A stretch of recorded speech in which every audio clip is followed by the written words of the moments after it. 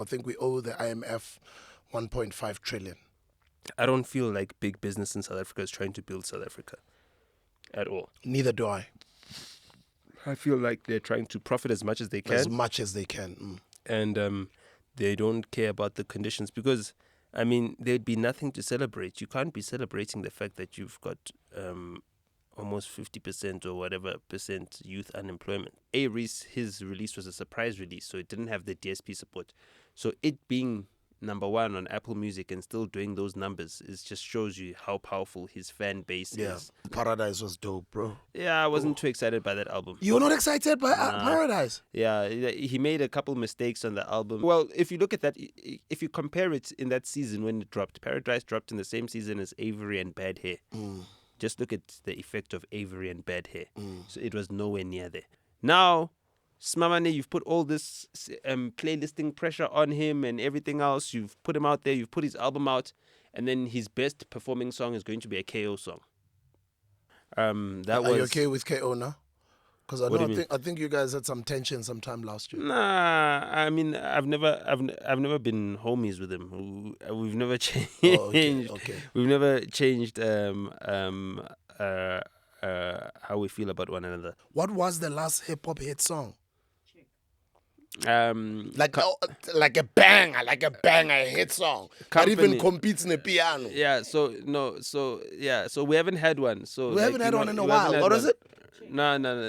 That's not a hit song. That was okay. It's a nice song. That's not a hit song. That's not a hit song. It's not a banger. These kids don't know anything. Give me another because anything that they know amongst them is a hit.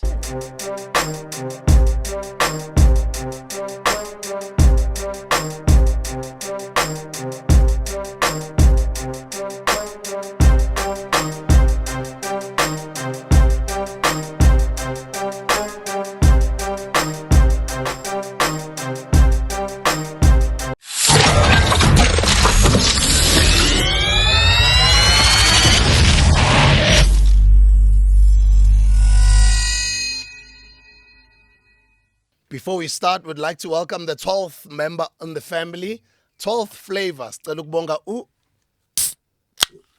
Thixo.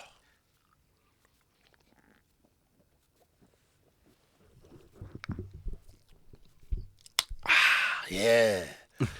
This one is called Red Berry Boom. Brand new and good for you.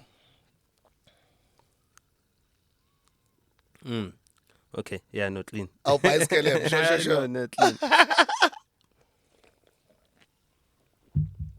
Ayikaphumi lo muntu oqala ukuyitaste. Qala. Yeah, not clean. You're the first person to taste this one. Nice. It's only dropping on Black Friday. When is that now? Black Friday, the last Friday of November. Okay.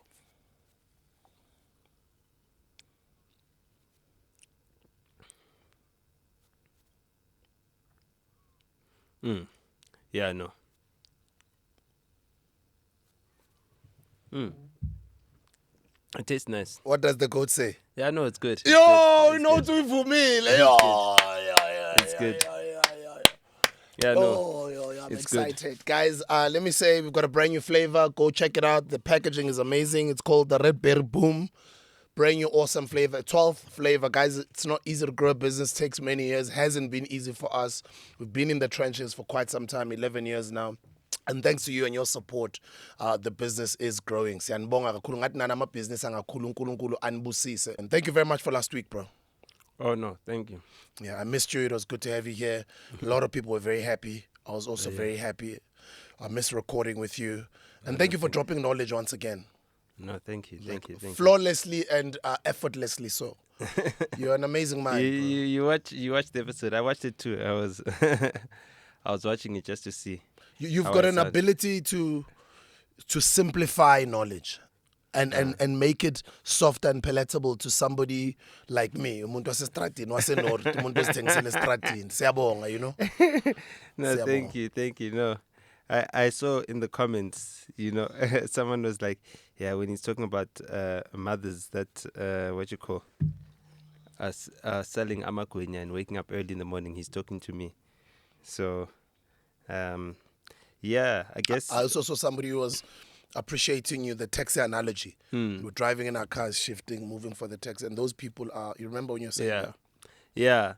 Yeah. So, I mean, those are the things that I think about, I obsess about as well. Like, even now, coming in here, I was just thinking about the guys that are selling on the side of the road in the morning.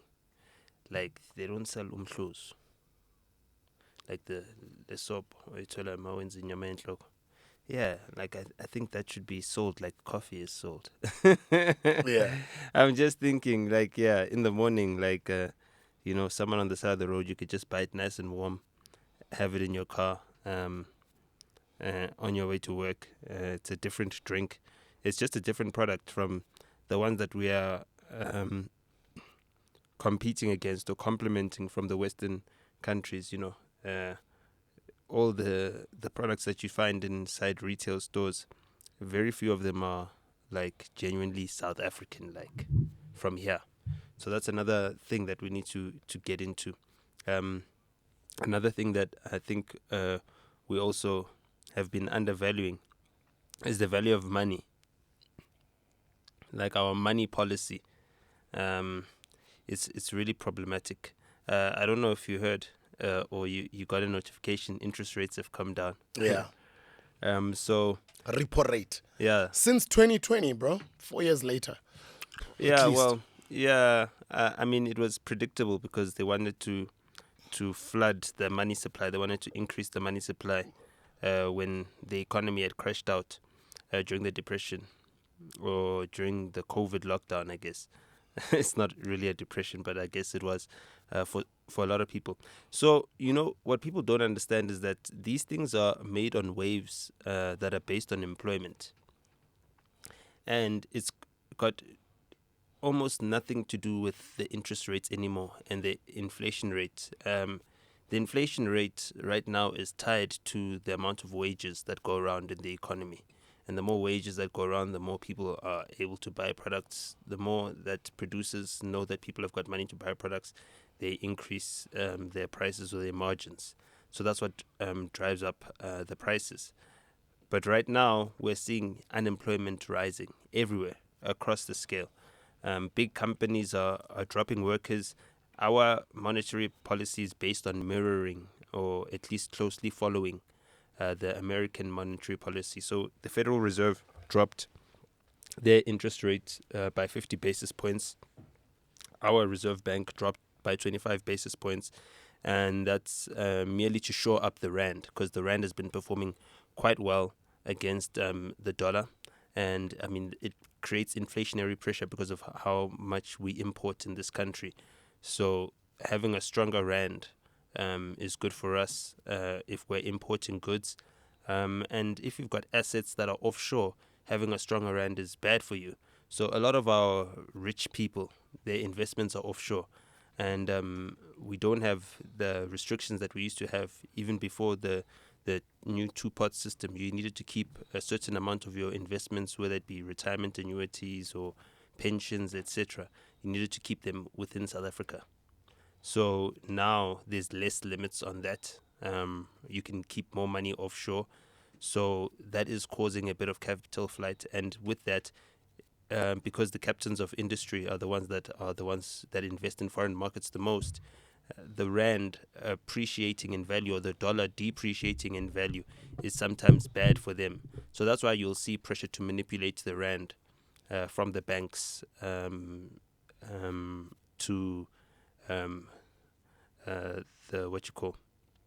the traders, the investment companies, and right now, I mean, it seems like they want to curb inflation at the same time as we got the highest unemployment because we're importing so much and we're producing a lot less.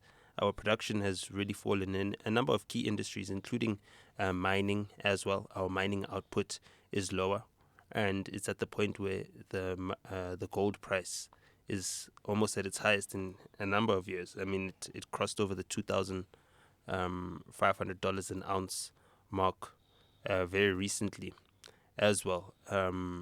There's also us letting go of our dollar reserves. So the Reserve Bank is selling, I think, 250 billion rand worth of dollar reserve or foreign reserves to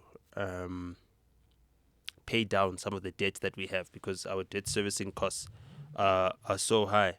But I don't think, for me, that is the most prudent decision. What is South Africa's debt currently? Do you know how much money we owe? How many trillions? I don't know what our national debt is. Sorry, continue. I'll Google it. But yeah, please check it. But I mean, for us, we're a debt sovereign country, so we've got more of our own debt, which means the Reserve Bank prints more money than we borrow money to pay whatever it is that the Treasury needs in services, etc. So we don't need to borrow money from foreign countries. We can just, print money. We're a debt sovereign. So I don't understand why we keep borrowing foreign money for a whole number of projects. I mean, even now in our city of Joburg, we just borrowed 2.5 billion, I think 2.5 billion rands from some French company as well for the city of Joburg. And it's completely unnecessary. We also haven't heard any advanced plans from the Gauteng Department of Economic Development about their state bank or their provincial bank. We don't have any community banks, so our communities are not collecting money amongst themselves to reinvest in their own communities, which is something that needs to be a state-led initiative, because people don't have the capital, to capitalize a bank, even collectively. And if they could be assisted by the state to do so, then they would have at least an incentive. They'd have somewhere to direct their money. And it shouldn't be an initiative that, is just announced one day. All of a sudden you hear, oh, no, we now have a VBS bank, or we now have an Itala bank. It needs to be something that is brought up within the community. There need to be workshops on how the community bank works, and how people will be able to get financing from it, how it's supposed to assist people in founding businesses, whether it be extending their homes, whether it be turning your house into an Airbnb. There are people with back rooms, emalokishini, and there's some logishes that are very nice, you know what I mean, where you could have one of those back rooms and you could convert it into an Airbnb instead of just having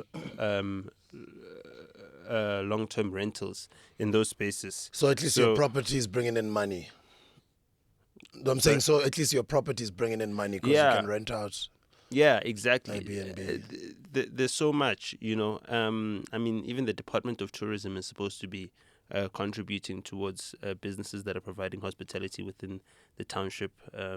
There's an apportioned budget for township development, enterprise development within the township in the tourism and hospitality sectors.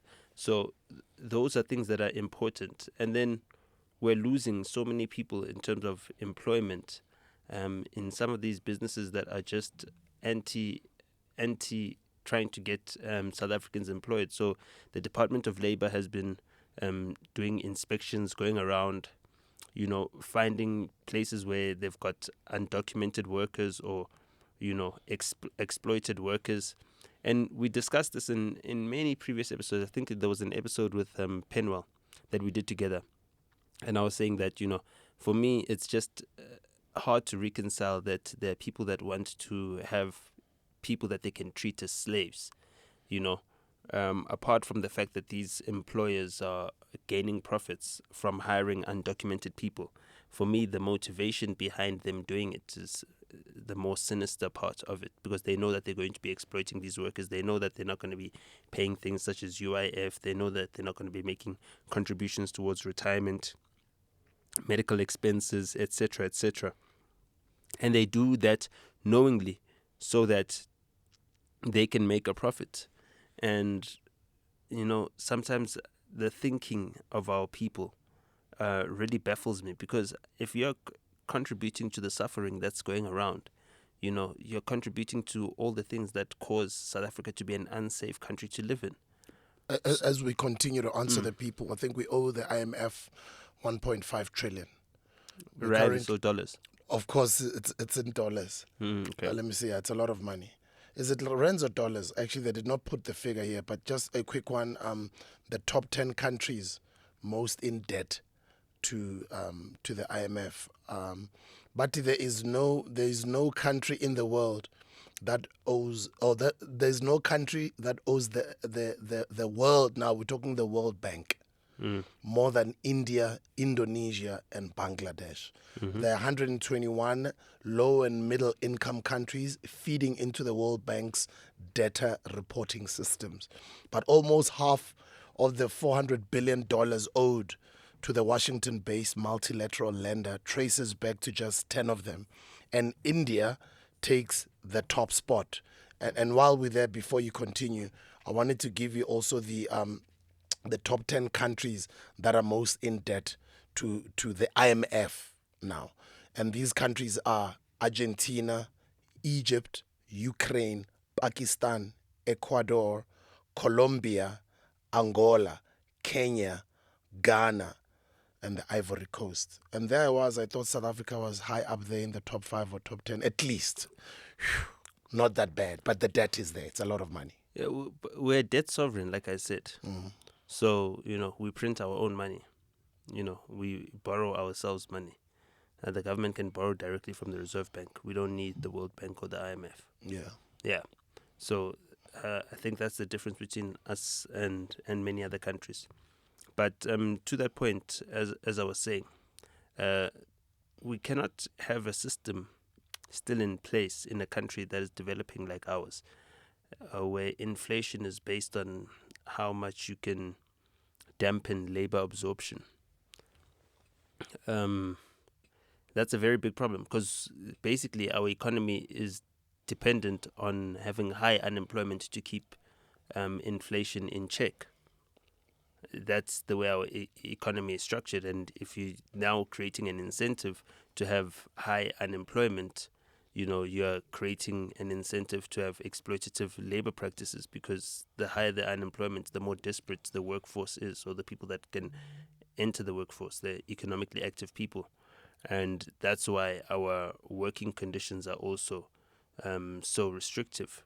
It reverses the gains of our unions, our activists, our labor activists that have fought to have some of the most progressive labor laws in this country when we have such a high unemployment rate, because those people that make the excuse that some of our regulations in terms of labor are the reasons why we've got such high unemployment, as in employers are reluctant to hire workers because it's difficult to fire if you hire the wrong workers, and also that the workers' rights are so restrictive, or are disincentivizing employers from hiring people, which is not true, because those are just basic rights.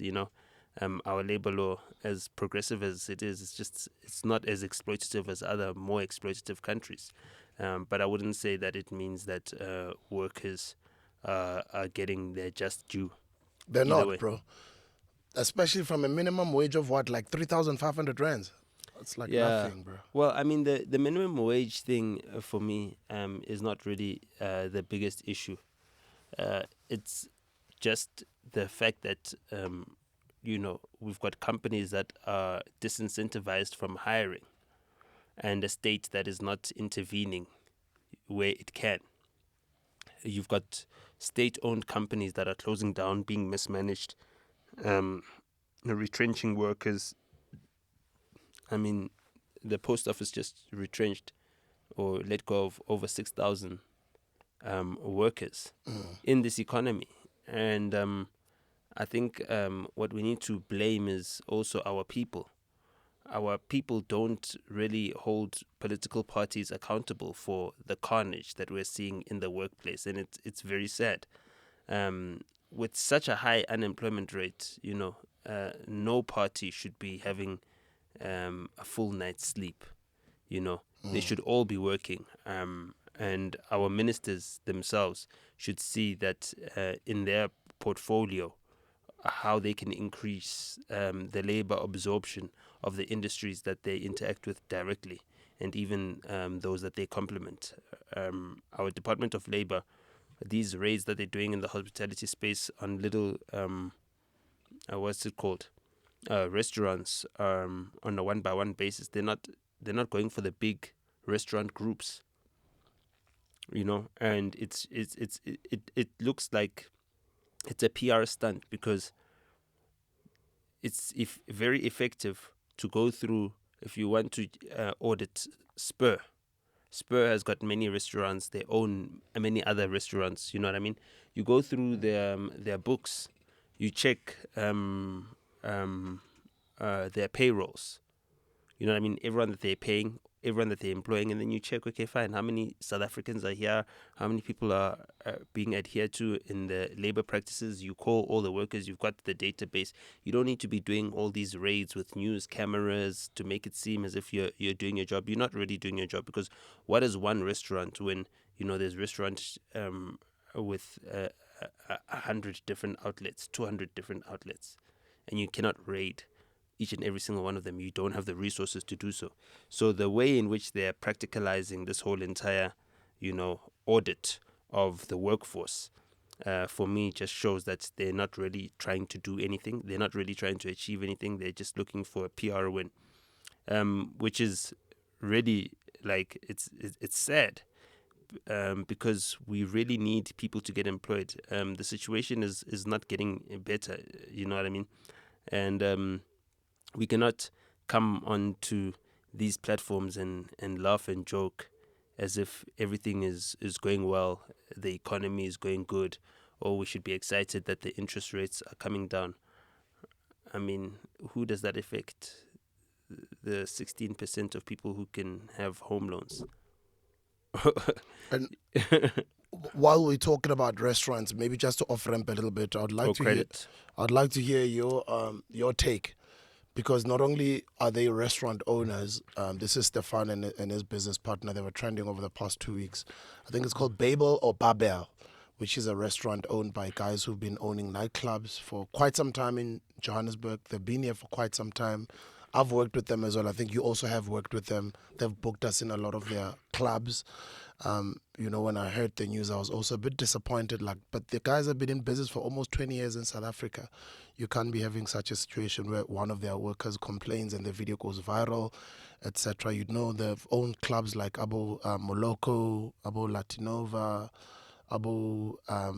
many, many clubs, even in Cape Town. I mean, I know Stefan has been working in the club scene for quite some time, even other countries in the continent. What is your take on that bubble situation? I won't lie, I didn't even see it. You didn't even see it? I saw some posts about it. I saw someone that they were saying was the owner, but it's not really the owner. Yeah, so like I'm saying, like, those ones are very small. Like, that whole entire bubble thing, for me, it's inconsequential, because even that company that we're talking about, they own at most maybe 6 or 7 or 7 or 8 different restaurants. They're very small. The rot is much bigger at these bigger companies. You know what I mean? Your Wimpies, they're big. They've got a big store network. Like I was saying, your Spur, your Taste Group, all of these bigger ones, these bigger establishments that are supposed to be, at least helping us with our unemployment problem. So that is really the challenge that we're facing right now. And, the captains of industry have got too much power. I mean, even now, the president signed a bill, right? You mean the Bella bill? No, this is before the Bella bill. The NHI bill? Yeah, right before the elections. And all of a sudden... What bill did he sign into law before the elections? The NHI. Oh, you mean the NHI, okay. So, I mean, he's taken it to Business Unity South Africa. And Business Unity South Africa is like some mafia of the top businesses that basically have got the president on speed dial anytime they need him. to intervene in something. Business unity of South Africa has never come about when there's no water in Hammanskraal and say, okay, us as Business Unity South Africa, we're going to make sure that we make an intervention. These are our top companies, the JSE top 40 companies, the top boards of directors. Whenever there's a need in the community, Business Unity South Africa never comes about. And now, when it comes to this NHI bill, Discovery, CEO Adrian Gore, I mean, you've got the fastest growing bank in the country. You've just crossed over 9 million customers for Discovery Bank. Are you not making enough money to actually try and make healthcare work? You're so worried about how it's going to kill your profits in your medical aid business. And you're not even thinking about all these other profits that you're making in businesses that you would have never been able to get into had you not been able to exploit the fact that our public healthcare system is lagging so far behind that it opens up a gap for private healthcare to replace it and surpass it. That for me is a very big concern. It's as if the captains of our industry are obsessed with the titans of the American Gilded era, and they've forgotten that even those American Gilded era titans, those people had a mission that was bigger than just their businesses. They were trying to build America. They were trying to build the country. I don't feel like big business in South Africa is trying to build South Africa at all. Neither do I. I feel like they're trying to profit as much as they can. As much as they can. And they don't care about the conditions because, there'd be nothing to celebrate. You can't be celebrating the fact that you've got almost 50% or whatever percent youth unemployment. That's a very serious problem, especially when we should be out competing the rest of the world. The rest of the world is dying out. The UK is dying out. Greece had more people die than babies were born. Including Japan. That happens it's happening all over the world, Even in America. Yeah. The white community is dying faster than any other race. And you also find that that's the reason why the immigration issue is a big issue in America currently. Well, in America, I don't think it's really racially based. I think it's culturally based because in the past, there was a culture about America that wasn't expanded to the rest of the world and have had so many derivatives. But also, there was a culture that was being created in America. So I think it is racially based, bro. Because the fastest growing community in America right now is the Latino community. Yeah, it be that as it may. They will be the biggest now. Not even far now in 2040. The Latino community will be the most in America. It won't be Abelungu anymore. Yeah, but Latinos are, that's close to where they're from, where they originate from. So that's originally their land. But I don't think it's racially based. In all honesty, I think Why do you say so? It's a culture thing. You see, so we live in a place with lots of cultural diversity. So we're not used to the homogeneity that America typically has when you consider that most people speak one language, which is English. Now there's English, Spanish. There's so many immigrants from different places that there's now French is coming back. Places like New Orleans and all these things, those were part of the French colonies. America bought those from France, Louisiana. America they paid for that land from France. Now, just imagine the cultural assimilation that has had to happen for the people that are from Louisiana or in the South, in the French parts of the South. They used to be French Creoles. And then when they went into America, they became Black Americans. And then they changed Black Americans to African Americans in the early 90s. So they've had to have their entire identities changed. There's been a lot of erasure because all those people who said they are French Creole in the South, they all of a sudden became black. And now they had to assimilate to this new black American culture, which is different from their French Creole. They even lost their language. Like if you hear about people from New Orleans, Lil Wayne, you don't hear him speaking French. And that was a French area. You know what I mean? You've heard of the French Quarter in New Orleans, you know?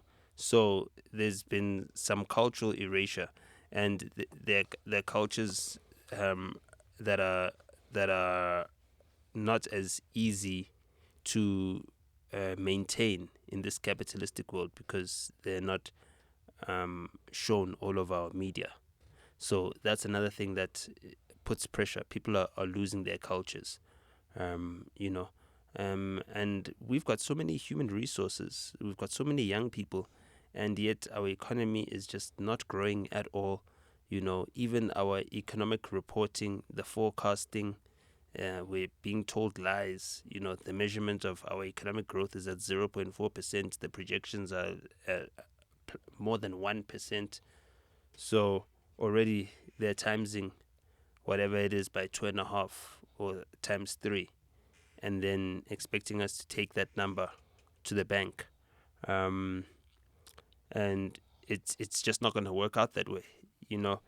And things are not going to get better anytime soon. So I think we need to really look at how involved we are in the building of our country and how involved we are in every single aspect of our country. When it comes to like issues of employment, if there's lots of unemployment in our communities, we need to speak out about it. You know, we need to be active. We need to be active on matters that are serious to us and leave other matters that are more trivialistic. If we had that, you see that energy that people had for Chidima, if we had that for just unemployment in general, if we had that for schools that don't have all their textbooks by the beginning of the school year, it's almost the end of the school year, there's some schools where people have not received textbooks. You know what I mean? If January could not end or February could not end without us knowing that everyone who's supposed to be in school is going to school, everyone that's supposed to be registered is registered. You know what I mean? And those that have the resources and that have more, they need to step in now. You know, when there are kids standing in line unable to register at school, Business Unity South Africa should be able to say, okay, Soevala. We shouldn't have people saying, okay, let's all chip in 10 rand, 10 rand, 10 rand, 10 rand, 10 rand. Why are the struggling South Africans the ones that are being demanded the most out of? They pay the most taxes. You know what I mean? Because if you look at the percentage of their income, most of it goes into taxable goods. If they're paying for petrol in a taxi, I mean, of each litre, almost 3 rand is going to paying taxes or more than that, you know? And when it comes to electricity, I mean, I don't need to tell you, you should know. It's increased since 2008 by almost 700%. And there's more increases that are on the way. And our regulation system is not even regulating, like NERSA is not regulating electricity from a resource perspective. So the resources that are created, that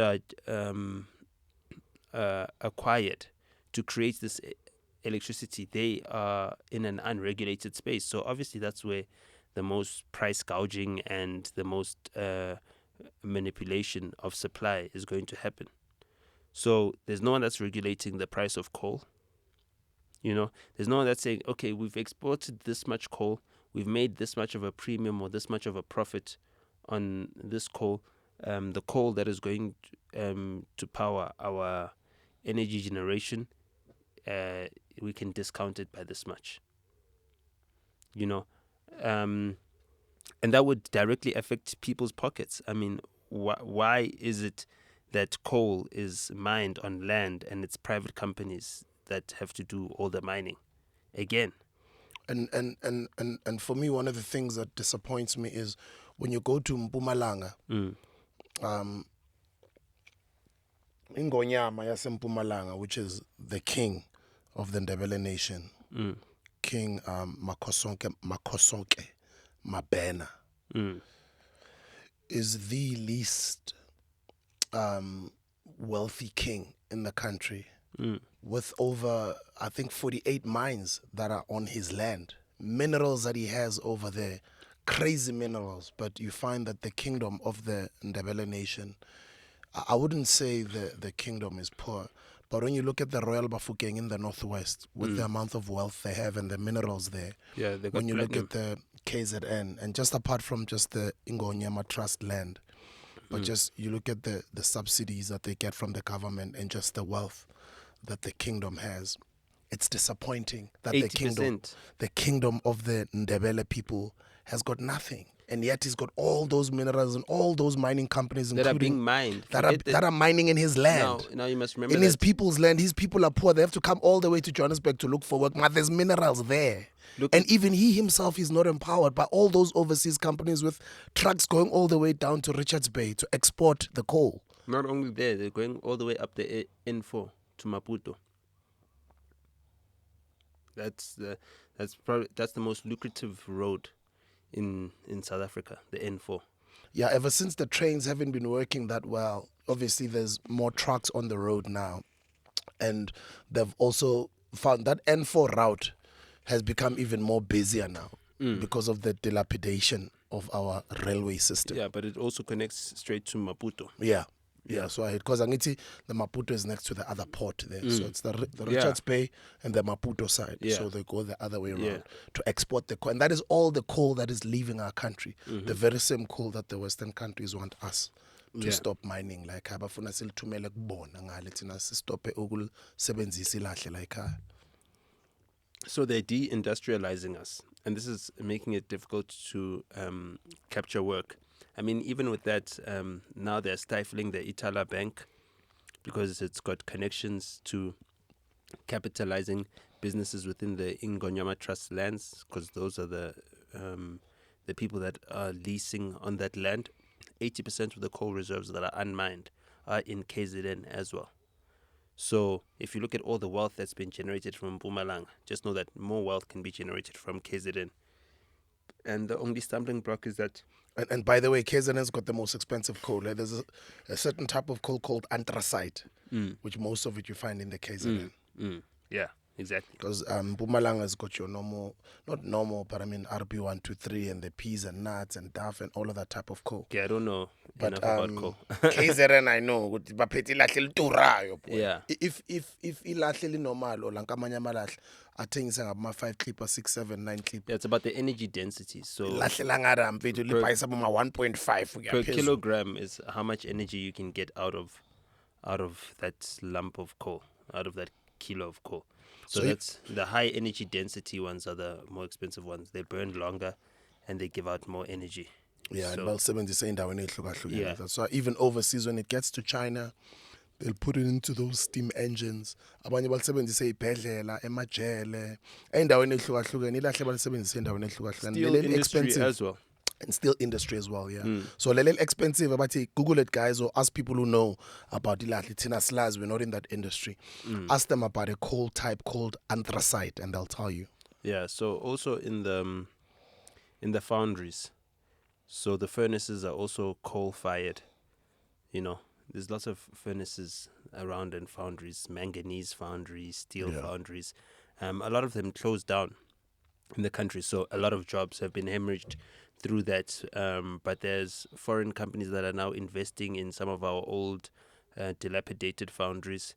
I think there's a Chilean company that has just invested in a new foundry in Boksburg, so on the East Rand. So those industrial jobs could come back, but there's no investment in the community and there's no investment in financial institutions that are community-based as well. So we need to have banks that are part of the community.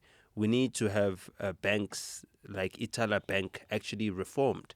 You know, there's a dispute right now with the board of directors, the trustee, which is obviously the king of the Zulus, and we don't want them to end up like what has happened in Mpumalanga with the Ndebele king, who's unable to access the wealth of his land, you know, because that's what they're trying to do. They're trying to make sure that they destabilize the Itala Bank, they bring down the Ingonyama Trust, they are able to get the land that has got this high value coal in in in private hands, so that they can exploit it, you know, without benefiting the people.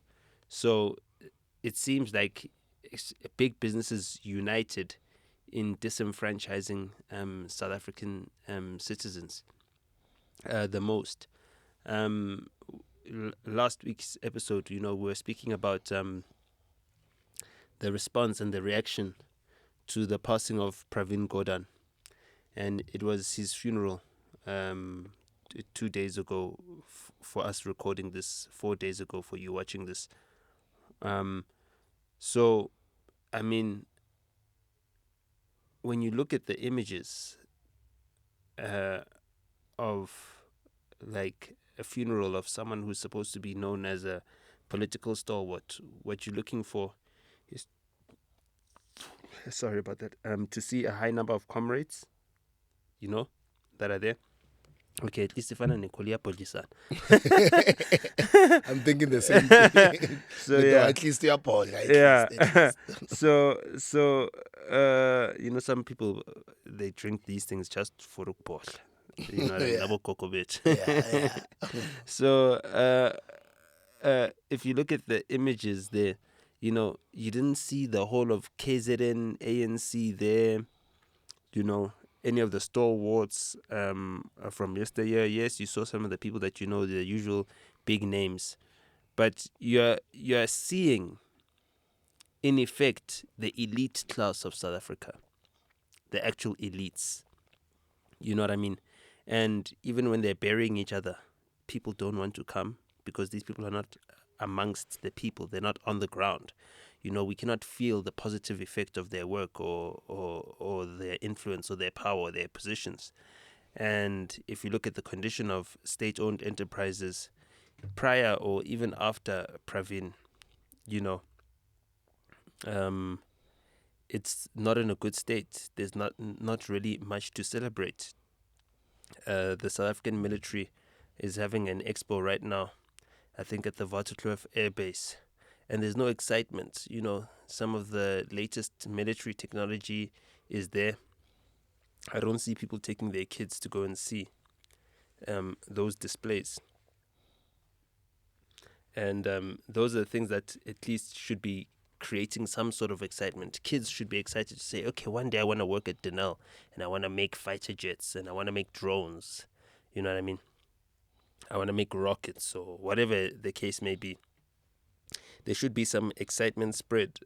Kids should be saying, yo, one day I want to work at Eskom and I want to generate power and I want to make sure that, you know, people are able to have energy for next to nothing. You know what I mean? I want to create cold fusion or whatever the case may be. You know, I want to create this latest technology that's going to change the lives of South Africans and make them better. That's what we should be inspiring children with. And that only comes from a business leadership that is also inspiring. You know what I mean? We don't have any business leaders that I can see that are like Elon Musk. Like all the business leaders that I'm seeing, even in the rest of the world, all of them are about making themselves richer. I want to provide a service that's going to make me rich, that's going to get me up the stock market. None of them have got a vision that are painting out, you know, a new paradigm for humanity or for civilization. While you're in that train of thought, Starlink, because I heard that now Elon Musk is communicating or negotiating with the South African government. I heard in Zimbabwe they are launching, if they have not launched yet, Starlink. Yeah. And do you think maybe the resistance, for lack of a better word, so to call it, because apparently Elon Musk has been engaging the government, it's been quite some time. Yeah, for a long time. One would have expected Starlink to have launched a long time ago here at home. What do you think is the reason? Do you think it's the telcos? And do you think it's the politicians that are playing with the shareholders of these telcos? Because once Starlink gets here, some of the telcos are going to suffer.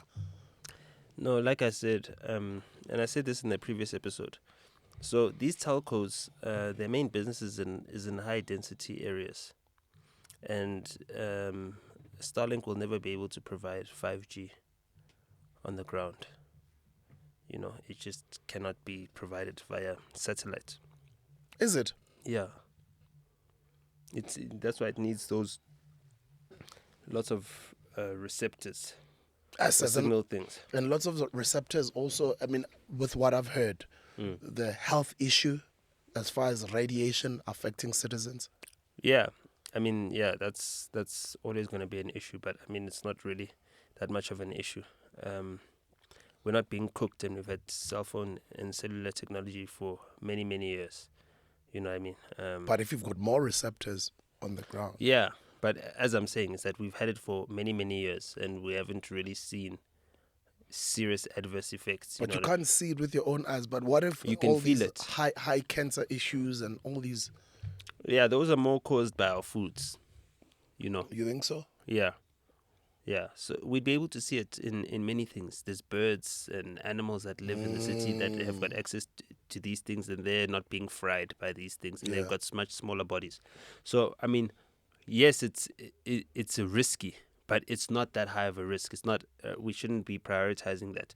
So the cell phone networks are not really the problem. The problem is how tricky it is to sell DStv, because it needs to have some sort of local ownership, because it's a satellite provider. I think it needs to have a minimum of 25% local ownership and 35% local voting shares. So the sale of that is what's been challenging for ICASA, because there's lots of regulations that created it as a monopoly. And it was a monopoly created on the basis that it's going to be locally owned, with the state having a significant share, or at least a golden share in it. And now that they're selling it to some French company, the conclusion of which should happen by April next year, that brings about challenges when you now bring in another foreign-owned company that's going to have access to satellite networks. So DStv is more worried about Starlink than MTN, Vodacom, Cell C, or whoever else should be, or Telkom should be, or Rain should be. They can focus on the 5G space, keep providing that. They can focus on the fiber space, keep providing that, and then they can also focus on, telephony. But voice revenue has gone down. It just keeps on going down every year. Yeah, so even so, that's not where their business is. They should be focusing on 5G, and 5G is going to mean the medium term, they're going to have high capex, because they have to put up all this signal towers, for 5G networks, and to spread them out. But in areas where they're going to get lesser returns, the gap is going to be filled in by companies like Starlink, like in the rural areas, where you can't put towers everywhere, where people are very far apart from one another. Either way, if you were to put a tower here, it's going to service very few people. So Starlink is going to fill the gap in those areas. But with those people now having a widespread broadband access, the people in the urban centers as well will have more traffic to deal with, more customers that now can access some of their products. So the rising tide is going to raise all the boats. So they shouldn't be resisting Starlink if it wasn't for DStv. So I think the DStv stumbling block, once they get over that, Starlink should be here in no time, and our rural communities can also now get connectivity. And then the industries that will then benefit from that will be able to hire more people. There'll be less people that need to come into the city, because they'll have certain services that they can now access in our rural areas as well. So that means that your rent is going to come down, because there's going to be less demand for property within the city. All of these things are spin-off things. Now your rent comes down, which means your rent uses significantly less amount of your salary. You know what I mean? Which means that you can buy now healthier foods. You don't need to buy fast, cheap, tinned preservative-filled foods. You can eat healthier. You can invest in your health better. New technology means that there's more productivity for less man hours. So even at work, your working conditions should be getting better. Things should be improving, with these new technological innovations. But it seems like big businesses finding a way to keep things the way they are or worsening and making their profits bigger, which is our biggest challenge right now. So that's a big challenge. And we need more advocacy around such challenges and such issues. We're not hearing about it in our media, and so therefore we need to hear about it in our culture, in our arts, in our artistic practices. Spoke about the minimum wage earlier, and I googled this and I thought, let me just share this information. First up, the African country that pays the highest minimum wage is Seychelles. They say it's got the highest estimated minimum grossly monthly wage, standing at about 464. They banned tourists from Israel in US Seychelles, dollars, by the way. followed by Morocco. Morocco, that's half of that. Morocco, 285.6 US dollars. And in terms of salaries, African countries that pay the highest salaries, it's obviously Morocco, and then Seychelles, and then Morocco. And the I'm waiting for you to say South Africa. yeah, I'm looking at this list, and I'm like, we are way down there, but yeah, the country that pays the lowest or the minimum, the lowest minimum wage is the Central African Republic. Car. Car. I have a friend from the Central African Republic, actually. 0.36 USD per hour. Let me go globally, not only in Africa, just go globally. The lowest legally mandated minimum wage in the world, if we consider the entire world right now, in 2024, can be found in Cuba. Astoundingly, this is set at $9. This is USD, which is an equivalent of whatever pesos. $9 per day. Per month. Yo. Per month, bro. This is equivalent, to their pesos. But however, the employees in Cuba must be provided food for free by their employer.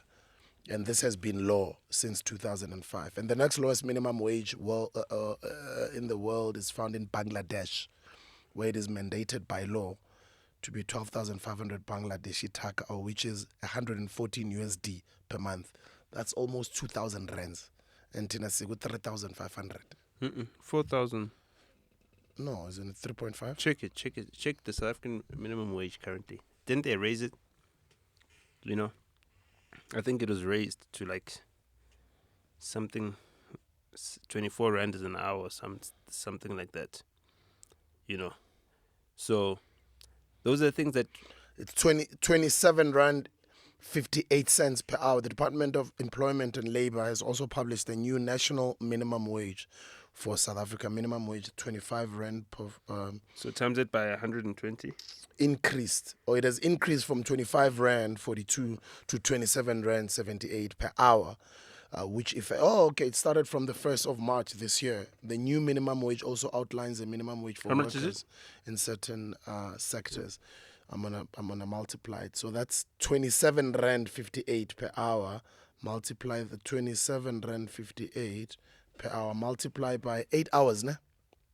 Well, just say 40 times 4. 40 hours a week. Yeah, that's times 40 hours a week. Times 4. Times 4. Yeah, you are right. It's 4,000. Okay. So, so almost 4,200 rand minimum wage. And, still, people are not getting it. It's not being spread around. And AI is coming. I've just been speaking at a lot of music workshops a lot, and people just don't get it. And the thing is that with music, it's a very creative space. We're very quick to hop onto the latest technologies and integrate them into whatever we're doing. I mean, when computers came about, digital music came about just as quickly. In fact, a lot of the innovations that were in that technology were driven by what musicians were doing with that technology. So I was watching Salesforce. They had their annual 5-year midterm plan announcement. So this is what they're going to be doing for the next 5 years. And they've basically created an app which replaces, almost every single function that Salesforce needs someone to do. So it's a software as a service. It's got task managers. You can literally run more fire on your phone. What is the app called? As an app. It's called Salesforce. So check that out. That one is also going to cut a lot of jobs. Big business in the United States want interest rates to come down. They want to start investing more. The Federal Reserve has already shown them signs that they're willing to bring down the interest rates. So what does that mean? Business is going to find ways to fire a lot more workers. The more heat that is in the labor market, in terms of joblessness, the less inflationary pressure they'll have, the higher the interest rates. The lower the interest rates will go, the more finance then floods into the market. And then when they get to an area where the effective interest rate is 0, that's when they're going to really invest in big business. The thing is that, new ventures. The thing is that all these new ventures and all these new businesses hire less and less workers. Salesforce. Improve sales and marketing. Implementing Salesforce AI tools can facilitate sales teams in identifying and targeting potential customers more effectively, ultimately leading to higher sales figures. Furthermore, AI-powered marketing automation can streamline marketing campaigns, refine lead scoring, and personalize messaging for improved marketing outcomes. By utilizing Salesforce AI, companies can enhance the customer experience by automating menial tasks, providing personalized support, and predicting customer requirements. Because AI these algorithms already can detect or predict what you're about to type. Mohammed, or they can even pick up voice. Yeah. Maso pay this dog say more fire. Already, the app yakho ithumela message. And then when that message goes directly to the office. Depot. To the depot, yeah, for the guys to Depot sends dispatch out the order, tells the dispatcher guy. No one has spoken in the office. And everything can just be automated. And it's all running from your app. Increases productivity like crazy. It automates a lot of tasks or repetitive tasks, so like lead qualification and data entry. That's a laptop. And free up sales reps. That's another laptop. And customer service agents. That's so another that laptop. They can move their attention to more important activities. How many laptops have you just closed? Decision making, competitive advantage. This is interesting. How many laptops have you just closed? You're plugging me. How many laptops have you just closed? Just closed the laptop of the distribution depot manager guy. You just closed the other laptop of this other guy. You've closed the laptops. So the jobs that are going to be hemorrhaging now are the laptop class. They're the ones that are going to be losing their jobs. The ones at the bank. Like sometimes maybe at the bank you don't want to speak to a computer, but the computer can do many of the basic things on a screen. That's personal. By the time you speak to a consultant, it's like for things that you are not comfortable with a computer for. So there's less people that are needed at the bank. In fact, the bank office now, it doesn't even need to be an enclosed space. The only thing that needs to be enclosed is the place where money is being handled or whatever. But you can have an open plan without the big security doors because you don't have people that are handling money. So it changes everything, the layout of everything. I mean, even here, this business is being closed. I mean, this business is being changed because you guys have got your production teams, but each editor now, they do the entire editing themselves because they've got AI tools that assist them. So there's less and less people that are needed for each job. You're going to have to start selling clothes downstairs or something. Seriously, add something so that you can retain people, and at least keep the foot traffic, because soon enough, I mean, everything's going to be done remotely. When are you going to be able to set up your setup in your space, and then through internet technology remotely, they can record you. The AI can edit a number of shows. There can be various control rooms all over the country. So we need to start looking at the spaces. I think also, last episode we said we need to do another get together with Penwell and Penson. Yeah, I think we really need to get serious about doing a university tour. Yeah, we have to go to universities, especially explaining to the students that they need to be part of the communities. That they are part of within their school environment, and also part of the communities back home. Those skills that they're acquiring, they need to be doing good for the community, and to encourage them and show them how they can do that, how they can plow back their skills, how they can teach people, inspire, motivate them.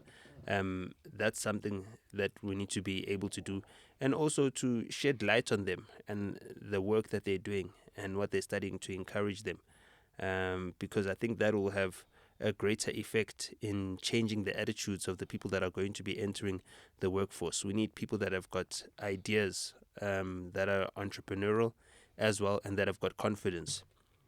Invite us to your university. We've just spoken about it. Right there in the comment section, which institution are you in? Which province are you in? You're more than welcome to invite us. We'll find a way to get there. That is if you're in Gauteng. If we're outside of town, maybe find a way to just get transport for us to just get there in accommodation. Other than that, we'll bring ourselves at no charge, especially if you are a higher institute of learning. So we'll come, myself and NOTA. We'll also speak to other podcasters, people who are willing to join us on the road based on their availability. It'll be nice to just speak to a live audience of you guys and some of your issues and things that matter to you guys and your guys' lives. And how can we add value into your lives at whatever institution that you guys are in? We'll give you the voice, as opposed to, TV cameras that just come for sound bites and clips whenever you guys are protesting or whatever. We want to come to your institution and give you guys 2 hours of our time. That's a dope one. Let's do it. Let's do it even now, before the end of the year. Yeah, exactly. Just before exams are being done, I know for another couple of days, primary schools and high schools are closed. You know, so Gcwele igenge endlini niba ngumsindo niqeda isinko. Banodlala ngaphandle ikolo sivaliwe. And the eggs. And the eggs. Yo, I eat these people. Like, yeah. Now I understand. Who is in the fridge? Who is that friend that they keep opening for in the fridge? Like, there's someone that's living inside the fridge, because every single 5 minutes someone is opening the fridge as if someone is inside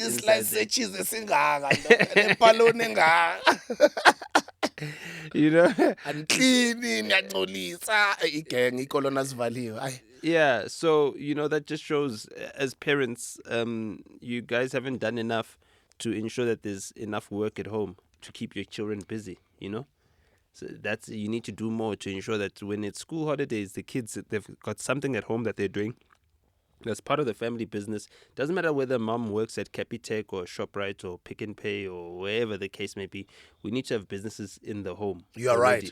I actually liked it when earlier on we walked in. 9-year-old Skylar. Is Skylar 9 or 10? How old is she? She's 9 years old. And the first thing you asked her was, what is your YouTube channel? I was like, wow, that is so dope. Yeah. And that's already what I was telling my daughter too. Like, when are you opening your YouTube channel? Daddy, I'm not ready. I'm not ready. Yeah, because you're at the right age. Now, open it now. So I liked what you asked her. Skylar with her mom's big ears. Exactly. Because they need to be YouTubing. They need to be making money already. Because that's their future, digital entrepreneurship. Yeah, I mean, I was making money at that age already. I was selling bran muffins because I could sell them that they're healthy. The parents of the kids at my primary school, very health conscious. So I was like, yeah, let me make bran muffins and say, yeah, my muffins are healthier. They're bran. Got lots of roughage. Those are the smaller nyana things that you learn. Making pap, because like a lot of parents couldn't make pap. They couldn't make good pap, and like everyone always used to say that my mom's pap is very nice. So I learned how to make pap just as nice as my mom. And then on entrepreneurship day, I'd have lots of pap. Like it's a simple thing, but we should be getting into that. Yeah, I don't know if you saw over the past week, our South African pop star has been flying the flag ever higher. Tyler, I think her song went multi-platinum in Brazil.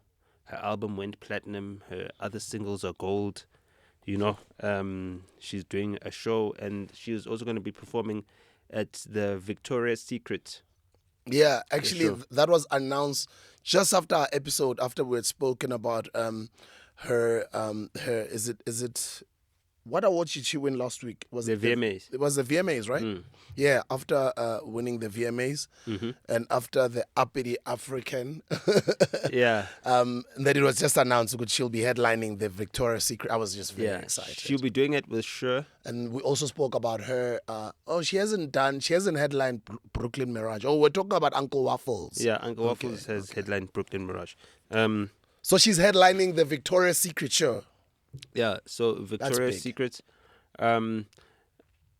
So, I mean, there's lots of female pop stars or female stars, actresses that have entered into the lingerie business market. And we all know Victoria's Secret, it's a famous brand.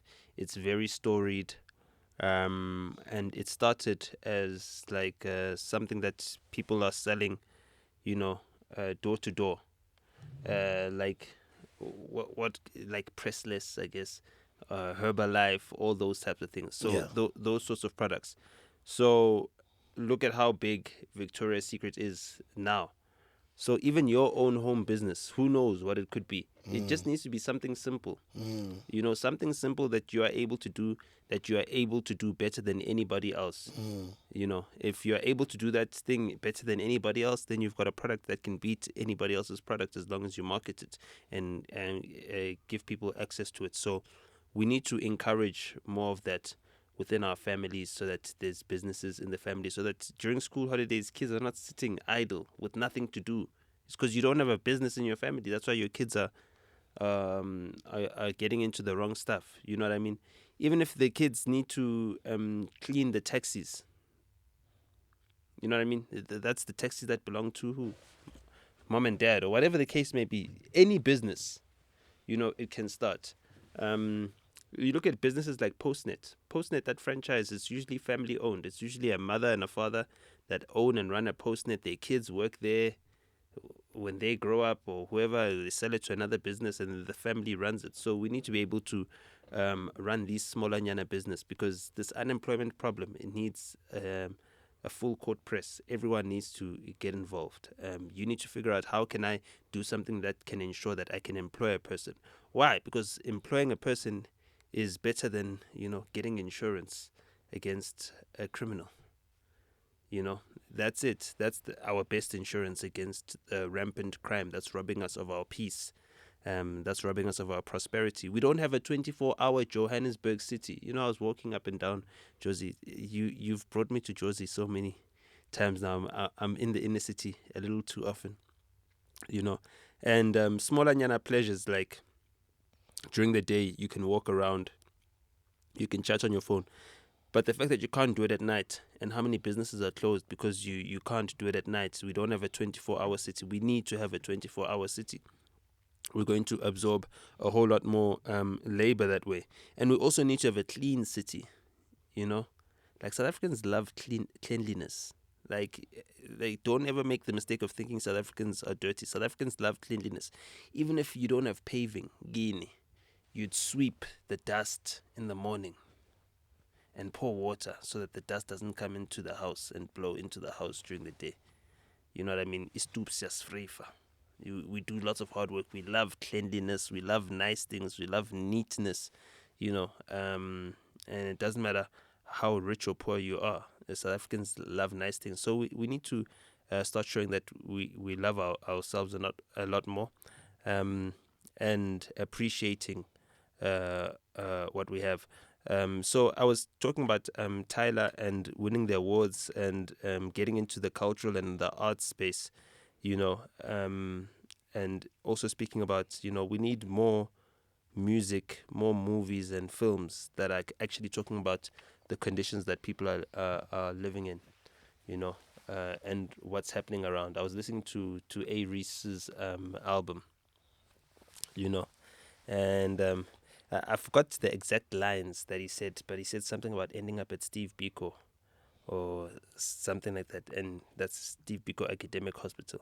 See, that's what we need to hear in our rap lyrics, stuff that is real, you know, not stuff that is fantasies of them dreaming of going to America, etc. I also was encouraged by the amount of fans that streamed A-Reece's album, because A-Reece's album was, you know, really up against it. I don't know if you know about Larry Jackson's company Gamma. No. Larry Jackson used to be the head of Apple. No. I don't know about Gamma. Okay, so Larry Jackson's company Gamma, it's got, I mean, Usher is on the bill. The old manager of, is it Deluxe? Who's that? Sipho Dlamini. Oh, Sipho Dlamini. Deluxe was, I know they were managed by Lindelani in the early days before he became no, it wasn't. head of Sony. It was Mdu and Mandla speaker, Deluxe. But no, it wasn't Deluxe. That's Deluxe that you're talking about. You said Deluxe. Well, did you want to say Vibe Blazing? No. Yo, NOTA can be growing your nails like Mporo. Yeah. Why are you growing your nails, bro? No, I've got a nail biting problem, so I've just stopped biting my nails. I stopped biting my nails in 2010. All my life I've been biting my nails until 2010. I stopped. And then how long did it take you for your nails to recover after biting them? A few months. Yeah, mine. But sometimes I'd be tempted. I'll find myself going to them. No, I'm talking about recovering, like they be strong enough to grow without bending or stuff like that. So I'm still on that journey. Oh, you never used to bite your nails? I used to. Me too. But now that I've stopped biting them, they bend. I noticed that they're weak. Okay. So I'm still strengthening them. So I still need to grow them for another couple of months. But you're gonna cut them at some point. Yeah. I've already cut them. I do a manicure. Like I don't cut them myself. Like I do a proper don't manicure. hide them. Show the camera there. So no, they pick on me about my nails all the time. So me too. They pick on me about my hair all the time. So by the way, I'm impressed with you growing your hair. Pick up. Yeah. So finally Afro son. Mdu and Tukolo had a group. No. Oh yeah, Mashamplan. That's Mashamplan. Yeah, that's Mashamplan. So that's who. Oh yes, Sipho Dlamini, yes, because he went on to manage TKZ. Because TKZ now is you know, managed by I'm like I don't know why I'm I'm going through my notes in my head. When are you supposed to remember these names? Because these are people. But you mentioned the wrong name. You said Deluxe. Yeah, but it's an M. It's Mashamplan.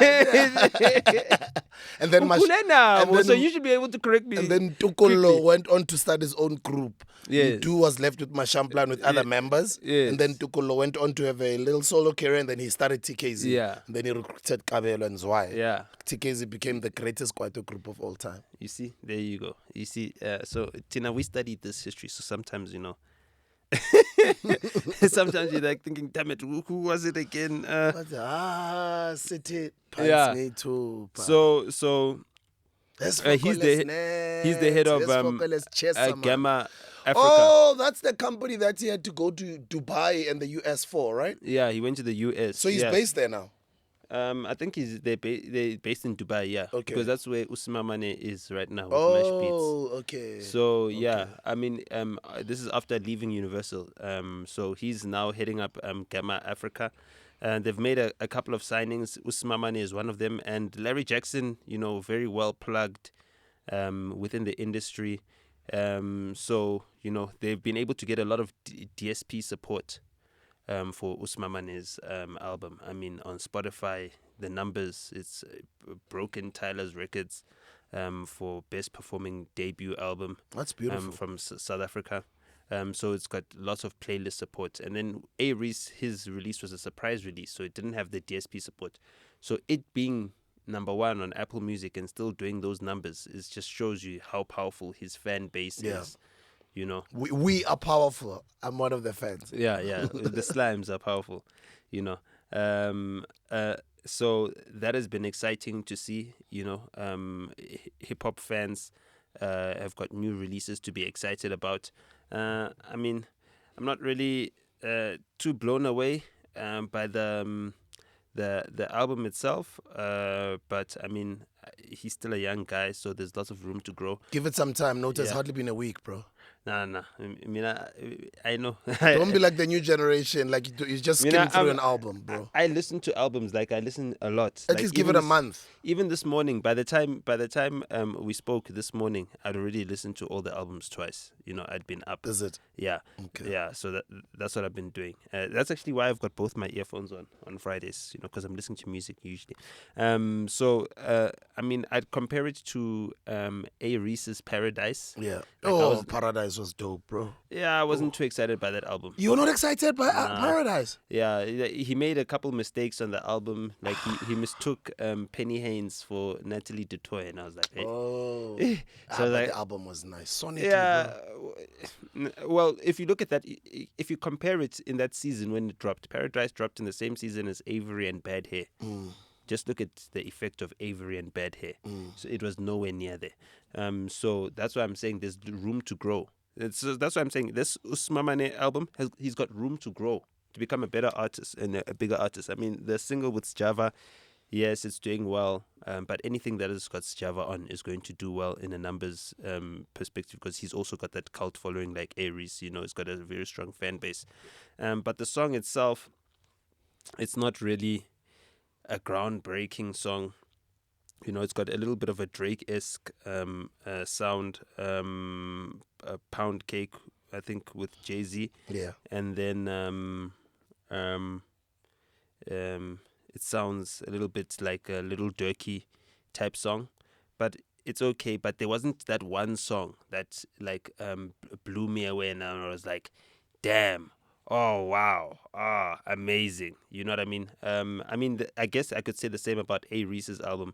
It's got some really nice songs, but there isn't like a standout song that is like, wow, this blew me away. And I could say that about a lot of albums that have dropped recently. There hasn't been one album, even the Mass Music album, doesn't have one song which is like, wow, you know, a Sengzwile or Aute Sharp, like, or a Zaga, you know what I mean? Or like a song that's like, wow, this song can really stand out, even with both versions of Amalanga Wafane. But then I finally got to listen to KO. I didn't find the track that we spoke about last week. I'm sorry. I don't know where it is. I didn't find too much. You don't find too much. Nah, it does, but it doesn't matter. He's got a new one now. That's the one. The you one understand? You this, see, this now, morning. Now that's the song that I want to He hear. dropped it last week Friday, actually. No, pass up. Was it last Friday or this morning? It's this morning. Because this morning I saw him on SABC performing it, and he had a great interview. See, now that it song... dropped this morning. Last week was pre-orders. That's a song that I want to hear Smamane on. This song excited me like when I heard Nasty C on Particular. You know what I mean? It's got the same type of vibe, Afro beats, like Sete, you know? That's the type of vibe I want to hear Smamane on. In fact, on this song, Pasop, Smamane's verse should have been verse 1. Because, like, when he comes on the song, it just slides, you know what I mean? And it sounds better. That's the sound that he should be focusing on. That's what he should be making. But that sound is nowhere on his album. You understand what I'm saying? So that's where the A&Ring is lacking. And, you know, if you can hire KO is a human being. Like, you can hire him. You can say, KO, we need you to A&R. Give us a couple songs. Give us so that we can have a hit or a single for Usmaman. You know what I mean? Now, Smamane, you've put all this playlisting pressure on him and everything else. You've put him out there. You've put his album out. And then his best performing song is going to be a KO song. You understand what I'm saying? So that doesn't help him, and that's the difference between experience and in A&Ring and where it's lacking. So the Usmamani album doesn't have a song that can really carry it. But also now KO, he's an older artist, so he doesn't have the hype to really blow this Basop song out of the water as well. So I mean, it basically cancels out the win. That Are was. you okay with KO now? Because What do you mean? I think you guys had some tension sometime last year. Nah, I mean, I've never been homies with him. We've never changed. Oh, okay. We've never changed how we feel about one another. So that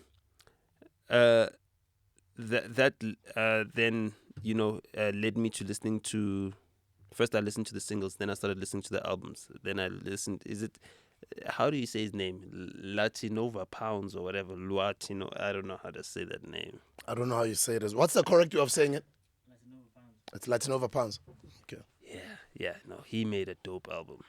It also doesn't have like a breakout, standout hit. Like, you know what I mean? But maybe that's like my standard. Like, whenever I'm making an album, I always try to have one or two songs that are like bangers. That are undeniable, like game over. Like, I don't care who's dropping. It's next type of banger. Yeah, like, yeah. Tulamsi. Yeah. We used to call it, when he was still alive, rest in peace, Robbie Maling, we used to call it Tulamsi. Yeah. That song that shuts everything down. Like, you understand? Yeah. That's it. So, Mina, no album is ready until, you understand what I'm saying? Flipping, but in, what was Casper's song? Dog Shebele is a type of song, right? Like exactly. Yeah. You know that. But what was the last song? Let's talk about hip hop now in South Africa. What was the last hip hop hit song? Like a banger hit song that even competes in the piano. Yeah. So we haven't had one. So we haven't had one in a while. What is it? No. That's not a hit song. That was okay. It's a nice song. That's not a hit song. That's not a hit song. It's not a banger. Like these kids don't know anything. Give me another one. Anything that they know amongst them is a hit. Yeah, no, that's not a hit. And I'm talking crossover. We need a hit that my mother doesn't know that song. It's not a Mesh hit. Beats, what? No, Never Right was not that big. That's not a hit. Dope song though, but not that's like not a hit. Big mainstream, bro. Aniazi hit. Aniazi like hit. A banger, bro. Like a hit. A hit. Like a Tulamsi. That banger's noise everywhere, bro. We haven't had one. In hip hop, we haven't had one in South Africa. Yeah, in a Company. I think the last one was AKA Company. That was the last one. That was the last one? There wasn't anything bigger than Company after? Even before it, Lemons and Lemonade was a big song. Yeah, Lemons and Lemonade was a big song. But I mean, geez, we haven't had a big song. Yeah, since then. I'm telling you, since Company. That was so too much. There was about Blackie. The Nasty just dropped. Yeah, but there hasn't been a big hip hop song in South Africa, eh? That's what I'm saying. So you want to tell me that golden era of hip hop banging out hits that compete with other genres in South Africa was already like, what, 5, 6, 7? No, 8 years ago, bro. That was 2015, 2016. Remember that era? That was then. That's almost 10 years ago. So from 2014 to 2019. Yeah, it is 10 years ago, bro. True. Yeah. True. You understand? Sure. So that's the case we're in. So we don't have Don't any you song. think the guys... Sorry to disturb you. And thank you guys, and I hope I've been great at this episode. Last week, Kuzile, and I listened. Good thing I'm disturbed. I must just shut up. I did a great job this week.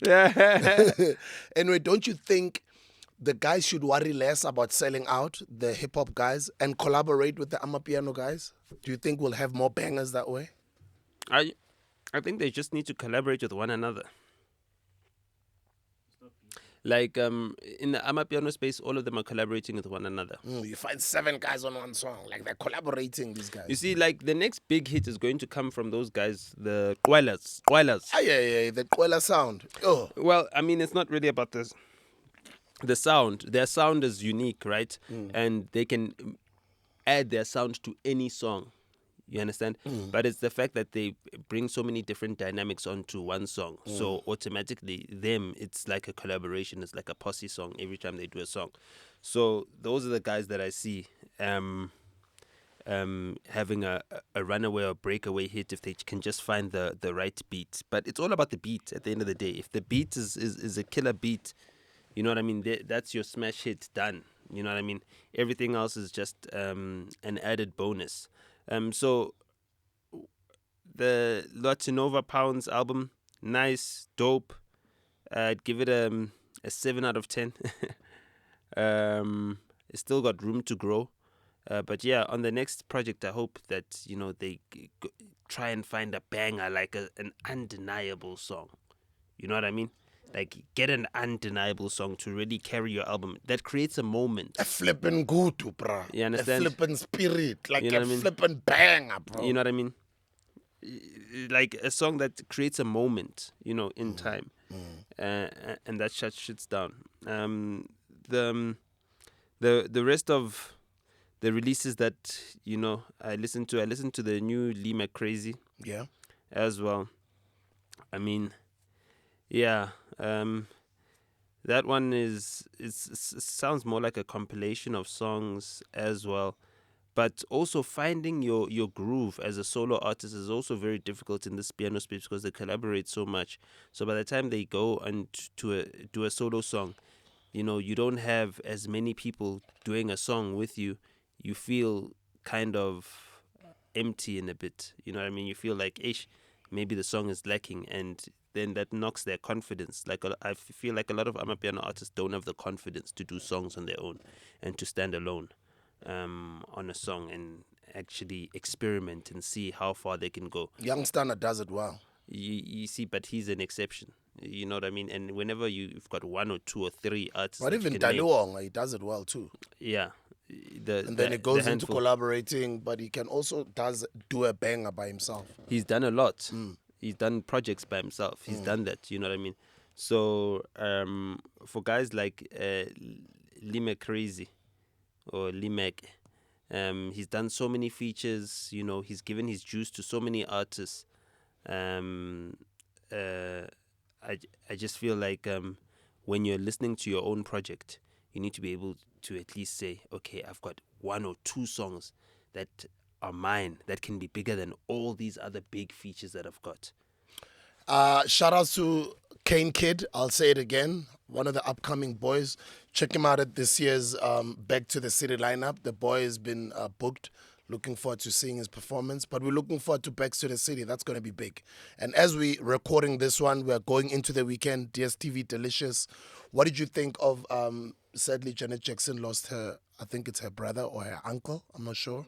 Tito. Brother, right? Tito, yeah? Tito Jackson.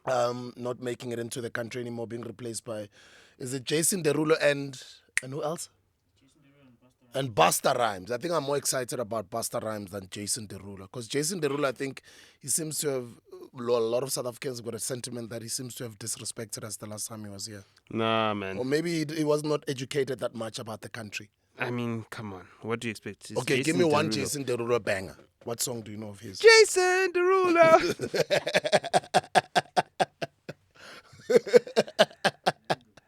But this is going to be a great weekend. And let me say to you Africans, Happy New Year, because today it's the 23rd. Yeah. It's a Monday. We're getting into that new season. And Makanye, Magwande, Magpope, new season, new beginnings. All the best, all of you guys. We love you. Thina sisenza lo elanga today and tomorrow. Siyathandaza ey'ntabeni zaseMpumalanga as this episode is being recorded on a Friday. Izolo njengoba bekuyisonto, we were at the DStv Delicious, who I enjoy, or I'm looking forward to be enjoying tomorrow, mina, out of that lineup, Yabo Derulo. Yes, Pastor Rhymes, but I'm more excited about Thandiswa. Mina, I was shocked. I was like, what in the Holy Ghost? Tukolo Shabalala is performing. And then I forgot that. No, he's being honored. No. That's Mandoza's son. Yeah. Yes. Yeah, that's his name. Yes. Because he's named after Tukolo Makesh. Yes. After- Oh, sorry, they're honoring Mandoza. Sorry, yeah, not Tukolo. They're honoring Mandoza. That's what I'm But saying. Tukolo, that's so his when name. I saw Tukolo Shabalala, I was like, what in the Holy Ghost? Tukolo Shabalala? It's a hologram. Makesh and Mandoza, they were like this. I know the story of them naming Egypt, Yeah. but the things that's Tukolo's name. Yeah. So I was like, why is Tukolo's name? And then I saw the other son. Yeah. And I was like, oh, okay. So I was like, okay, fine, that's a tribute. So that should be exciting to see. I mean, They're also honoring the other guys. Who are they honoring? I'm not too happy about them replacing Jason Derulo. Janet Jackson with, because for me it's like, okay, what is the purpose of a replacement? Just to say we've got international artists to add to the bill. They shouldn't have. They should have just said, Janet, it's okay. You're not coming anymore. You owe us a gig. They should have just continued by headlining with Tandiswa. And they could have just said, for everybody who's bought their tickets, the next show you got Janet Jackson, whether it's next year, you guys are going to come in for free. And they know they've already secured Janet for the next show. That's what they should have done. You know, because there's no need to replace Janet, not Jason Derulo. Even Busta Rhymes, it's like, it's not. I mean, yes, Busta Rhymes. But some of us are OGs. We're going to enjoy Busta Rhymes. No, bro. that I can understand, but it's an unnecessary replacement. You know, you can bring Yeah, Busta I Rhymes agree. for another show. I agree. I totally agree. You know what I mean? Yeah, I agree. So that's Zach Mbuli will be honored as well. I know Jill Scott performing. Brasiport, Six Mabuso will be honored as well. Brahu will be honored as well as Ray Piri from Stimela. Loiso will be singing there. Johnny Clegg will be honored by his son will be singing Jesse Clegg. And Mamsbongile Kumalo will be honored by Ayanda Kumalo, I think that's their daughter. And Joseph Shabalala, Lady Smith Black Mambazo will also be honored by Soweto Gospel Choir. Mamsbongile Kumalo honored also by Utsepo Mgoma. Noma Miriam Makeba honored also by Umam Yvonne Chaka Chaka. Brenda Fassi honored by Zolani Mahola. Yo, it's going to be a great weekend. Yeah, so I mean, Delicious is a nice festival, I guess, but for me, it's a corporate festival. I prefer the family-owned street festivals. You know, those are my vibes. This weekend, the Standard Bank Joy of Jazz. That's a family festival. Yeah, but that's for the jazz audience. And that they Peter Tladi. Yeah, the guru, the OG. Yeah. At the Santon Convention Center this coming weekend, the 28th.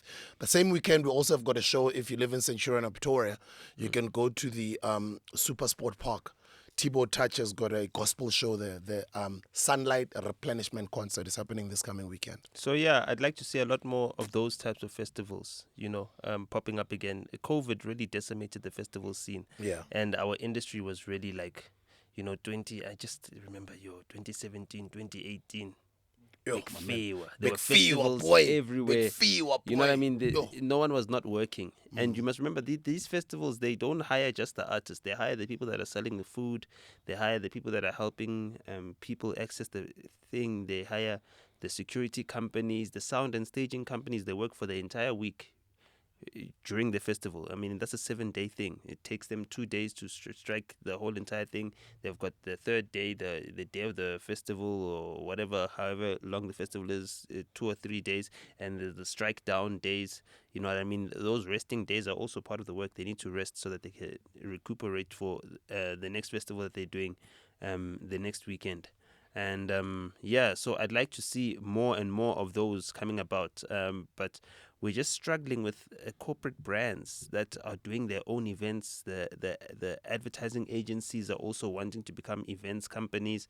You know, so each brand has got their own event, instead of the brands actually going down onto the grassroots and seeing who are the festival promoters of the future that are building different festivals. Because having a festival is about a passion for either a particular sound or a particular genre. You know, we're not having enough like hip-hop festivals. We've got lots of crowds that love hip-hop, right? But there are no young kids that are actually creating their own festivals that are like, okay, fine, me 20 years from now, when people want to watch the latest hip-hop acts on stage, this is where they'll come, and we'll focus on, you know, booking and grooming acts and seeing how they work. So we need more of that in the festival space. People who are passionate about getting into the festival space, not just using it as a gig to make money. Yeah, you wanted to say something? No, I'm saying, talking about festivals, I know there's a festival which was packed and sold out, and you know, so many people I heard only after. I didn't think that I was still that significant in the eventing space. So many people were mad at me because it was a no-show. My boy DJ Grant, he does incredible events. If you know DJ Grant, go to his Facebook, go to his Instagram, and tell him, his fans, especially the people that go to his festivals, that it's my fault. I owe DJ Grant a gig because I did a no-show at his previous event, and I'd like to apologize to everybody that came there. But talking about hip-hop festivals, the Back to the City show, I haven't heard you talk about it, and this year is being headlined by Benny the Butcher. It's happening on the I spoke 12th, about it last week, and 12th you of just October. mentioned Oh, it. yes. I only just mentioned Kane Kid. Yeah. Maybe let me mention the lineup. Some guys, Koalas are going to be there. Mm-hmm. Tony Daimanus Mamane there as well performing. K-Kid performing as well as Tebe on the heritage stage. Yo, Zab's The Last Letter, Mr. Selvin, Pitch Black Afro, Lection. Yo, presents Double HP. There'll be a Double HP tribute as well. And on the same stage as Benny the Butcher, Nasty C Blackie, Maglera Doughboy, Big Zulu, Okay Malum Cool Cat, MT, Nadia Nakai Stogie T, Pretty Duncan. Ugly, Touchline and Ginger Trail, Siashezi, Zulu Mecca, Major Steez, Latinova Pounds, they'll be there, Gigi Lamaine, Mesh Beats and Words, The Prince, Tyson Siabateli, let me see, Kiki Perez, Just Sam, Buzili, Javier Thomas. How come Duncan is... Okay, let me go to the other... Duncan is not there. Let me go Kiki down. Badass from Zim. Yeah, PH, Chaotic, Speedster, Zen D, Ayanda MVP, Miss Cosmo, Venom, Spontaneous, Fifla, Uncle Party Time, Meg Shody, Lisedi, the DJ McBreezy, DJ Clan, Zero Skywalker, Mr. X, Panamera, Coco Brown, Terry Wiz. Jeez, I'm not seeing them. I'm not seeing Duncan here, bro. And obviously my boy King Kid, Tira. Jovis, DJ Dollar. DJ Dollar, I miss you, bro. Tira, Started together. please, do the right thing. Tira, do the right thing, man. You can't have Duncan not here, but Big Zulu is here. Because I'm sure Big Zulu is going to perform that 200 bars. The boy was supposed to have been there to Pendulela himself. Yeah, Mela's Pendulela. Face to face. But looking forward to Back to the City. Shout outs to Osmic and shout outs to my boy as well. I'm putting it to Ramesh. Rashid. Remind me? Rashid, sure. Maybe in closing, let's close with the big one. What does it mean for hip hop for Diddy's indictment? Yeah, no, this one is the sad one. It's the saddest thing because, it's very complicated. It's very complex. Whenever there's violence involved and stuff like that, it always becomes an issue. But that is not the issue of the indictment. So let's leave those other issues aside. The indictment is about the charges that are being pressed against him. So currently, I haven't seen any evidence that they've presented of their case, the actual case that's stated as well. But for me as a black person, it's about what Diddy means to me or for me and the inspiration that he's been able to provide in my life. As well as the life lessons that I've learned about, taking it too far. He's got a saying, can't stop, won't stop. And now we know the line of when to stop. And the fact that at some point you do need to stop. So you can't stop, won't stop your whole life. And so he's come up against that line. And as the black community, we need to give him the grace that we fail time and time again to give ourselves as black people. We set really high standards for ourselves as a people, so that when someone, whether they make a mistake or they make life choices that we don't agree with, when it's one of us, we come down harder on them than many other communities, to the point where we scare people away from ever trying to take account for the wrongs that they've done, because they know how hard the black community is going to be on them. You know what I mean? So they might as well go to the grave without making amends for the wrong that they've done, without repairing or doing any of the work to make amends for that. So that's the one thing that we need to be mindful of. And then the second thing that we need to be mindful of is that don't use it as a distraction. If you read the indictment, a lot of the stuff is lifestyle stuff. Those people that were involved in that lived a particular lifestyle, and it wasn't like a widespread thing. You know what I mean? It didn't affect kids that are going to school or going to class. It didn't affect people in hospitals or any things that ordinary people engage with as well. So as much as it's a controversial issue and that's going to take up the news, there's other bigger issues, of great importance that we need to be attending to. So, I mean, I think that's mostly what I think about it. I think the bigger story is the fact that, we've heard news coming out from the US that there was some vote tampering in some of the voting machines, and it seems like the day that these stories start coming out, that's the day they decide they're going to arrest Diddy. And now they've denied him bail, and I'm just asking myself, okay, why are they denying this guy bail? Because he knew that he was being investigated in the state of New York. He left Florida, Miami, where he was, went to the state of New York so that he wouldn't be far away. They've denied him bail twice in a row. And he was about to hand himself over the following morning. There was no need for them to go the night before and arrest him at the hotel. And he's showing that he's not trying to go away. It's not a flight risk. They took Where is he going to go? He's famous. He's known all over the world, bro. So they took his passport in April already. Already, bro. So if he was going to be a flight risk, he would have flown. And this guy, I think he offered them $50 million. Even offered there's no cash bail now, so you can offer your property as collateral for your bail. I mean, he offered I think his house is worth almost $40 million US.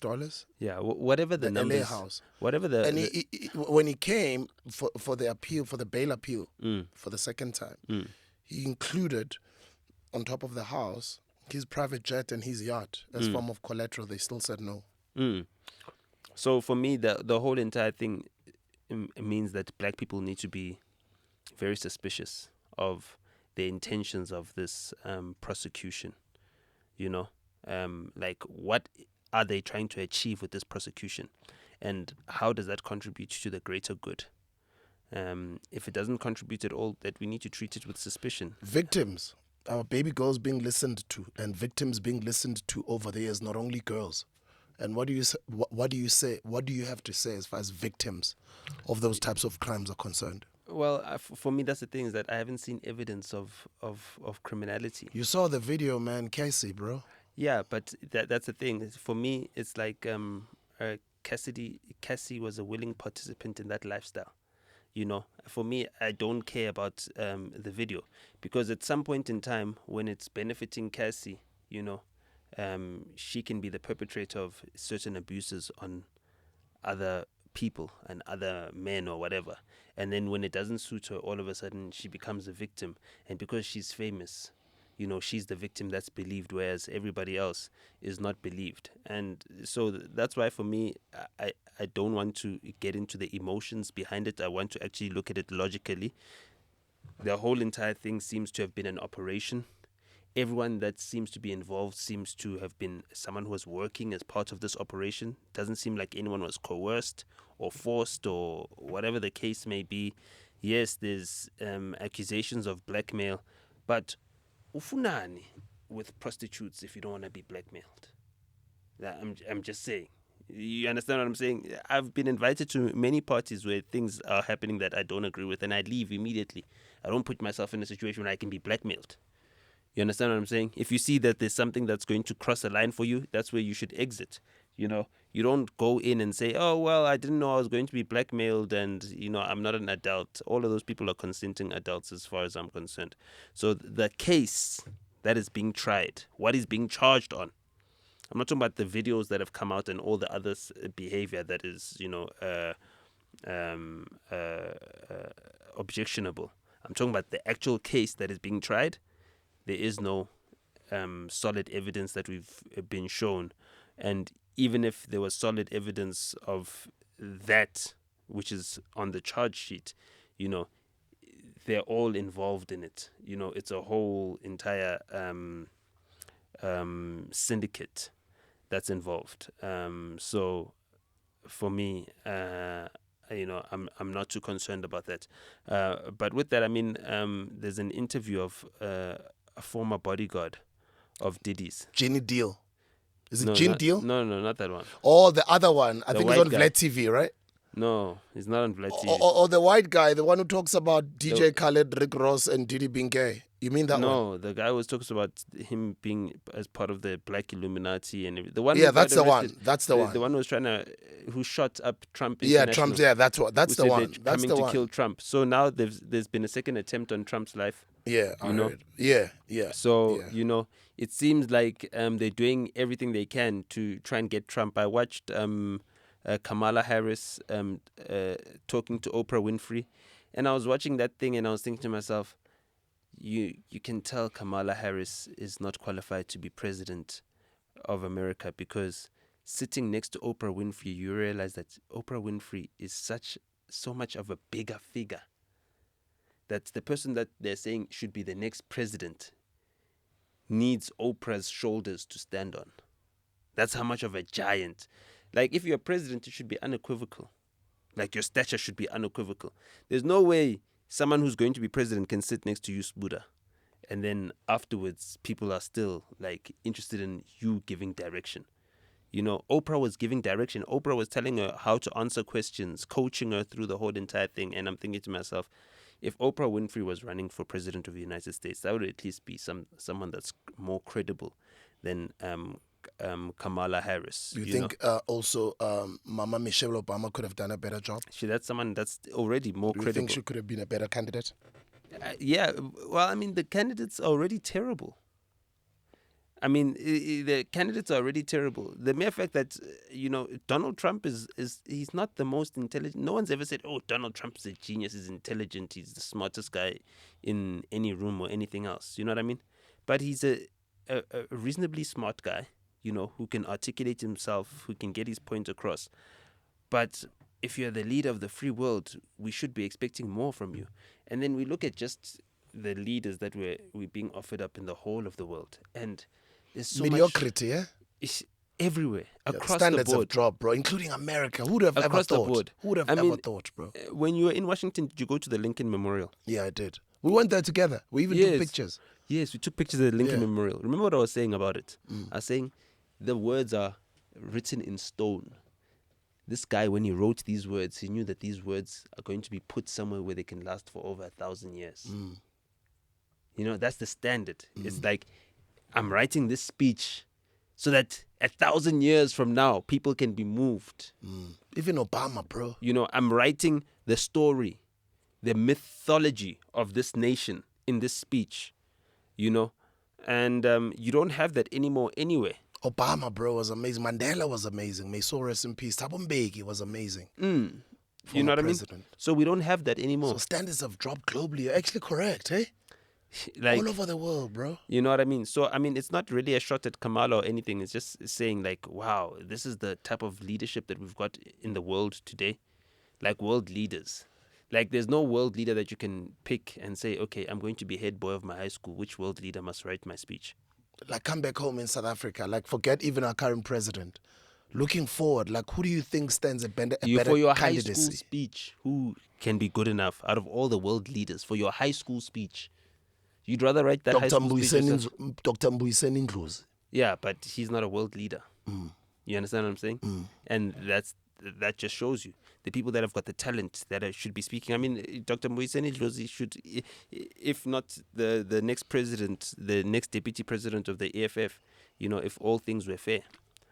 Just based on his engagements in Parliament and the way in which he commands respect within that place. Yes, he clowns around. He's a little bit of a class clown. He's a little bit of a mischievous guy. But I like that also. It makes Parliament entertaining. Yeah, no. He's got that, but he's dynamic. He can but that's be a what class I mean. clown, and when it's time to be serious, that's what I mean. You know what I mean? He's the got guy. all those different aspects. Yeah. He's not somebody that you look at like, hey, too serious. He does not appeal to the youth. I think he appeals across all spectrums. If you want to be serious, he becomes serious. And then once in a while, he just, you know what I mean? Like, maybe it's just, I'm a big fan. Yeah, so, I wish he was the one who was interviewed by Clement Manyatela on Face the Nation this week. But that was a great interview, bro. Malema gave a great interview on Face the Nation this week. For me, can I tell you something?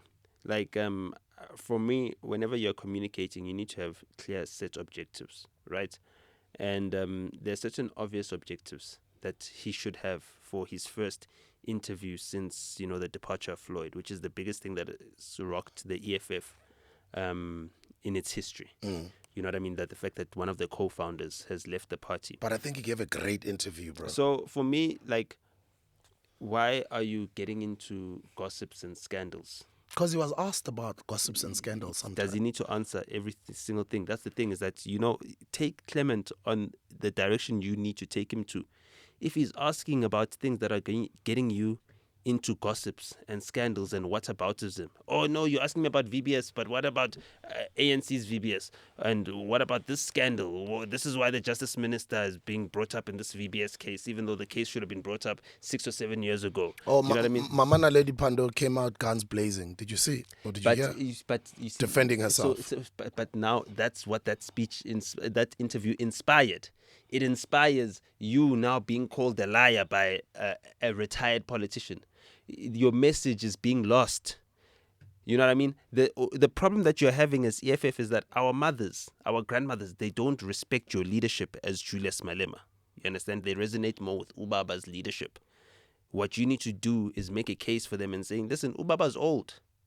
And if you guys want to invest in the future, I'm the type of person that you should be supporting in the future. I'm the type of person you should be telling your children and your grandchildren to be supporting in the future, because I've got a longer life to live in a position of leadership where I can be of influence. That's what he should be doing. That interview was not going to convince my mother to support EFF. You understand? I think it was and you talk about your mother. It's so interesting that I was watching it with my mother. Yeah. Yeah, you understand what I'm saying? mother. So it's not going to convince her to join the EFF, because she's going to be thinking, oh, Naledi Pando. I mean, even if that was true about Naledi Pando, knowing my mother, she's not going to believe it. You understand what I'm saying? Because our parents, they've got this hero worshipping thing that they've got about their icons. You know what I mean? You can't touch their icons, even with the truth. So is that an opportune moment to now throw Naledi Pando under the bus? No, it's not an opportune moment. What you need to be showing is cohesion. You need to be showing that you've got a definitive plan. He rolled back on his talking about dispensing with anything that smells of the DP, which is what he said in his ground forces address a couple months ago, immediately after Floyd left. He said, anything that smells of DP, we're getting rid of.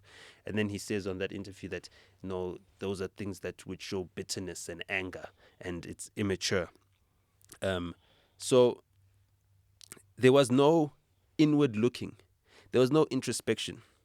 I watched the first interview we did after I'd finalized my divorce, and the comment that really touched me is like, someone said, he got vulnerable. And it wasn't about being vulnerable for me. It was just about being honest. Thank you for opening up there, bro. Yeah. I appreciate you for that. Yeah. And also even last week's episode. Yeah. Thank you for opening up about your dad's cancer-free ringing the bell Yeah. situation. Yeah. That was also really positive and amazingly inspiring for Yeah. other cancer survivors out there, or other people who are going through this Or sufferers. similar situation. Yeah. But be honest. When they ask you whether it hurt that Floyd left, you can say it hurt. You can say it's painful, because you've said in the past that if something happens to you, your son is going to call Floyd. You can't just say, we're moving nicely, we're rocking. You understand what I'm saying? So you're trying to make a joke. So there's certain things that we can tell that you're not being he's showing honest. strength, bro. And that's not showing He's a strength. leader. He must show strength. You see, that's he must the thing. give confidence to his constituency. Nami, I could have also said, I'm divorced. I know. You're going to sharp, It's Siobangena. Bapa Bantuana. Hola. That's showing strength, right? To a certain type of people. We need to remember that we're no longer at the street corner. Asgcwalisela amajens anymore. We're leading a nation. You know what I mean? And we need to be able to be honest sometimes. We need to be able to be honest. So for me, he could have taken us into his confidence and said, it hurt me in this aspect. It hurt me in this aspect. There you're drawing empathy from the audience. You're showing them that you've gone through something that has changed the way in which you perceive things now, that has shown you that you need to reassess your allegiances, your partnerships. The people that you thought you were going to get into the next 5-10 years with are no longer with you. So you need to recalculate how you're going to go about this next 5 to 10 years. You know what I mean? If you've got a long plan of leading, There was also things like just being, I don't know, like, yes, I'm still in charge, everything. Like, you've done all those antics, you've done that approach, you've tried it before. Another thing is that, when he was answering the question The about open border policy. that one, I don't even want to go there, because that one, he's painted himself into a corner. You And understand? I understand that, but at some point he had a little point there. But anyway, that's a conversation for Yeah, another yeah. day. There's no fence there. But either way, okay, what is so wrong about saying, you know what, maybe we were wrong about this policy? We've listened to people, and we thought that we're leading people into a progressive direction. But maybe on this one, we can admit our own mistake. You know what I mean? Even if you don't convince everyone, you stand a better chance than convincing no one. You know what I mean? You're not convincing anyone right now with your plan, right? You're being afraid of being called a flip-flopper, right? You're willing to flip-flop on trivial things. But this one that really matters, that has people really angry, because people are really upset about the way in which they've gone about statements surrounding our border and our border management. That is where at least you can concede. You know what I mean? You're conceding and you're giving yourself time to formulate a new strategy, to win over people that you might have lost in the past, to show them a different direction, to show them maturity, to show them that, listen here, we've got a certain direction that we're led to, right, by our leadership. But if our leadership sees that this direction that they're leading us into is not going to be for our benefit, they don't mind changing course correction. That's what needs to happen. I mean, you're not really you don't have much pressure. The ANC, which is the party that you're challenging, they're also going through their own turmoil. They're also going through renewal. They're also having to rebuild or decide whether they're rebuilding their KZN structures or not. They've also been decimated. They've also faced losses. You know what I mean? He said that the biggest loser in the election is the ANC. Yes, that is true. So that means that you losing something as well is not fatal. You know what I mean? The 300,000 votes that the EFF lost, is not the real loss. The true loss is the gain that they lost, because they were supposed to grow. They were supposed to grow even bigger. You know what I mean? If they were supposed to gain a million new voters and they lost 300,000, they've lost 1.3 million voters, because they've lost what they should have gained and they've lost what they've actually lost. That's the actual gap of where they should have been, And it shows that from a leadership perspective, there isn't enough of a diagnosis being done, honestly, an honest reflection being done within the party to say, listen, how do we stem the what you call the bleeding? If you had the CIC's ear, what would you say to him to perform better at the upcoming elections or the next elections? I know it's still too early, but what would you say to him? I'd say find a new president. Take all the failures, all the disappointment, make them your own personally. Step out of the forefront leadership, right? Create a new structure, a superstructure, right, that runs the party.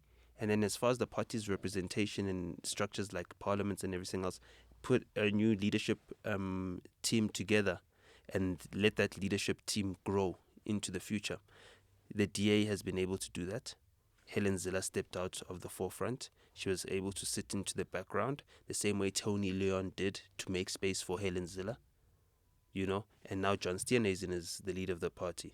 But Helen Zille is still in charge of the party. Tony Leon is still in charge of, the party to some extent as well, even to the extent of leading the delegation of negotiators for the multi-party coalition that's in government today. So, those are the things that one should be considering. But if he were to respond to you and say, I probably might consider that after the next elections, it'll be too late.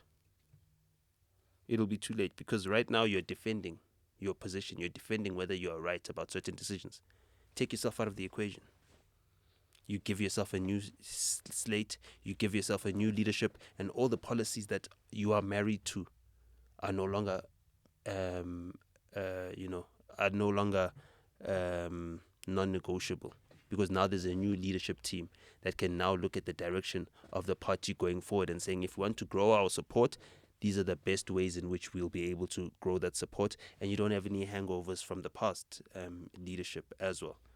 And it also doesn't mean that you're disassociated from the party. You're already the party's founder. You'll never stop being the party's founder. But if there's one thing that I also have to commend the EFF on as well, is just like the ANC, their internal system is democratic. They get chosen by the branches. Well, right? Not a lot of parties have got those conferences. Okay, so that's the thing, is that, that was the flip-flopping that I saw in that interview, is that going to conferences is a place where you can be co-opted. Branches can be bought, can be manipulated, can be influenced, right? As soon as there are those elements in it, no system is truly democratic, So already, the system can never be democratic. So, 100%. You understand? So already the thing of using conferences as But a it's barometer, better than other parties. I wouldn't say it's better, because that's where the infiltration happens. The infiltration happens at the conferences. We've seen by observing the ANC conferences, in each and every single one, there's always a score. This one is a 3-3. This one is a 4-3 now. But it There's also still top can't seven. be a dictatorship, bro. It doesn't need to be a dictatorship, but there's a principle called democratic centralism. Right? So this is what we voted for, and then this is what the center is, and then everybody needs to fall in line with that. So that is hard to maintain in a system where it can be co-opted, and there's a balance of forces that's already created internally. And that's what you are up against when you're going through the conferences. The way the MK is doing it right now, they're like, let's get our structures solid first. Let's see how everyone deals with power, how they deal with positions, how they deal with being in parliament, how they articulate themselves. Let's put everyone on probation. Everyone's on probation in MK right now. And anyone can be fired, even if they're doing what they think is a good job. And then if they're doing a bad job, that's a good firing. If they're doing a good job and they were fired too early, they can come back as well. So I like the way that they're approaching it better. The ANC's renewal plan, I don't think it's going to get anywhere. I think for them it's too late. It's too little, too late. You think the ANC will decline again on the next elections? Yeah, no, most definitely. I don't think the ANC is coming back. They've just lost too much. They've lost power, which was the biggest loss, which is something that they've never lost before, while contesting elections. So they've lost the only thing that they really had. They won the coalition negotiations because they've got the DA right where they want them. The DA is also another party that's going to lose a lot at the next elections, because, they've thrown everything in with the ANC. So now their futures are tied together. The IFP? The IFP, they're in KZN. They'll always be a small party. They've reduced themselves to a very small party in KZN right now. Do you think it was a good idea for the ANC to, I don't know if they disbanded intentionally their structures in KZN, but do you think that was a good idea to take, seeing how well MK performed in KZN, in that region? Well, I think they're rebuilding their KZN because the IFP structures. is not a small party in KZN. But yeah, anyway. You can't give up on KZN. It's the second biggest province in terms of population. So you can never give up on that number of people, no matter what you do. Even if it's a small effort, at least you have to make some sort of effort. So they're at least doing whatever needs to be done to show that they've got a presence within the province, and they're part of the government within they're part of the provincial government. They're also part of the government within the city of eThekwini, which is the biggest municipality in the city as well. So they're active, but I don't see them winning over new voters or winning back the voters that they've lost. I think. You're serious, bro? You think it's over for the ANC, bro? Okay, if you voted MK, right, this time, and you're taking your vote away from the ANC, why would you take your vote away from the MK and give it back to the ANC again? because there's a lot of talk ukuthi ubaba umesengekho in the next 20 years or so, the party's going to fall apart. Yeah, but I'm talking about in the next election. The next election is not in 20 years. I mean, I'm just saying, what is the logic? If you've now left the ANC and you've given your vote to the MK, what is the logic of giving it back to the ANC? There is nothing that would make you give it back to the ANC. Unless the ANC does something very extraordinary. Which is, Like how likely is that? Like in Gauteng. How likely is that? They don't have the power to do that. The Premier Panyaza... They don't have the power to do that. They don't even have 50% in the Gauteng. Yes, they can do activities, but they don't have the power to do anything. Everything that they are proposing right now is just a proposal. It needs to be taken through a vote where they don't have the majority in, where they need to make concessions. You know what I mean? So there's no place where they've got enough power to say, this is our program, this is something that the ANC owns, and we've initiated it and executed it and concluded it by ourselves, and this is why you should vote for us. There's no place where they've got that power. Not a national government. They're doing the Bella bill right now. On the day of the announcement, the president says, okay, yes, I signed the bill, but clause 4 and 5 clauses, are not part of the bill. For the next 3 months. Like, dog, imagine if the president told us, yo, listen, next week, I'm sorry, I can't be president. My wife needs me to do A, B, C, and D. What would you be thinking? This guy is incapable of being president.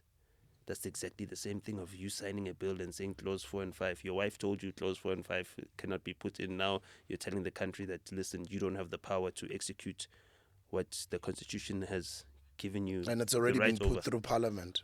For It's years been and years, tested. Parliament has been dealing with this. You are the president. And it's now no longer a bill, even it's an act, but you're saying... So now, two what clauses. hope is there for NHI? Because we've already seen the CEO of Discovery saying, hey, there's lots of challenges. And now you've already said that, you've spoken to Business Unity. And then you spoke at the Business Unity, whatever thing that they had. They had some little thing in August, the Business Unity, whatever. Who was speaking there? Keynote address. So clearly this Business Unity has got you by the balls.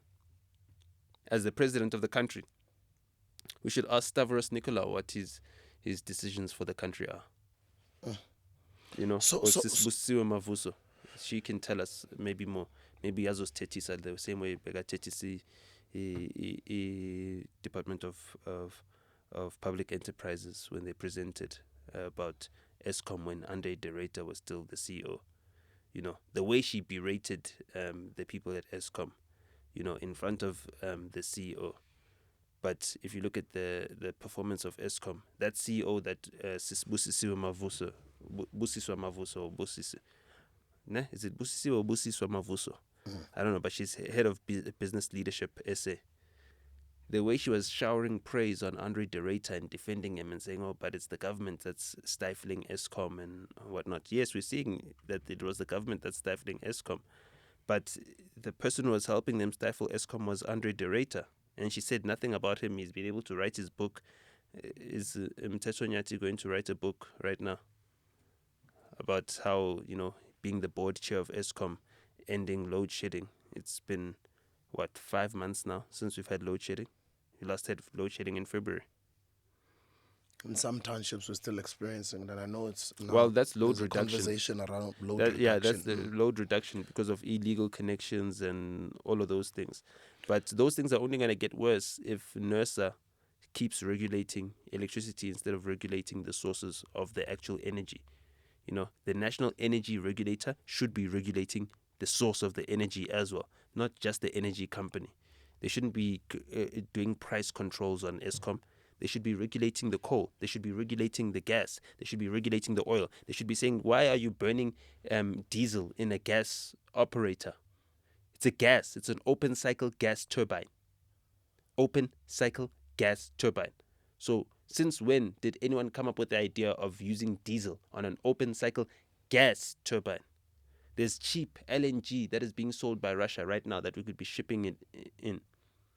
You know what I mean? But there was a cheaper option. There was an energy cheaper option then. And then when you remember the conversation around, because now they're supposed to be done, almost done. Because they say it takes years though. Yes, right? But Jeff Radebe was trying nuclear energy, sorry. Jeff Radebe was trying to get the IPPs in. You understand? And that's what they focused on. So they got the IPP contracts. The IPPs have already been paid their prepayment to the amount of almost R1 trillion, in prepayments for electricity that still hasn't been delivered, that is paid for even if it is never delivered, and still we're not regulating what needs to be regulated, and we need to see robust debate about these issues. That's another thing I've observed in the EFF since the departure of Floyd. They're not leading the robust debates that really matter anymore. I mean, there was this whole entire clip about the 1 million houses in Alexandra, whatever. So you corrected the president when he misspoke. The president meant that the government is supposed to build 1 million houses in total, whatever. He didn't mean that they're going to build 1 million houses in Alexandra, because that's obviously practically impossible, to build 1 million residential houses in that small area. There's not enough land, yeah. Okay, cool. So whatever the case may be. But they made such a hoo-ha about getting him to withdraw that misspeaking. There are other things that are happening that are much bigger. The crime statistics came out. Where's the robust engagement from the EFF on that? We're not hearing anything. The extortion mafias right now. Where's the formation of the ad hoc committee to address that? So those are some of the things that, after watching that Clement Manyatela interview, I just feel like they're focused on how they look on social media, on like what people are talking about on social media. Oh yes, we've got this social media clip of the president saying the wrong thing. Let's make a social media clip of correcting him, and then let's make that trend on social media. And that's not the wins that the people actually need. People need actual, real, tangible wins. So when you juxtapose that to Brian Molefe, who's like a parliamentary novice, he's inexperienced in terms of speaking in parliament, but his engagement so far, have been really, really, really eye-opening. He knows about Eskom and our energy provision better than anybody else in parliament, number one, as a former CEO of Eskom. And he knows all the corruption that's been happening as well, because that's the corruption that he tried to stop.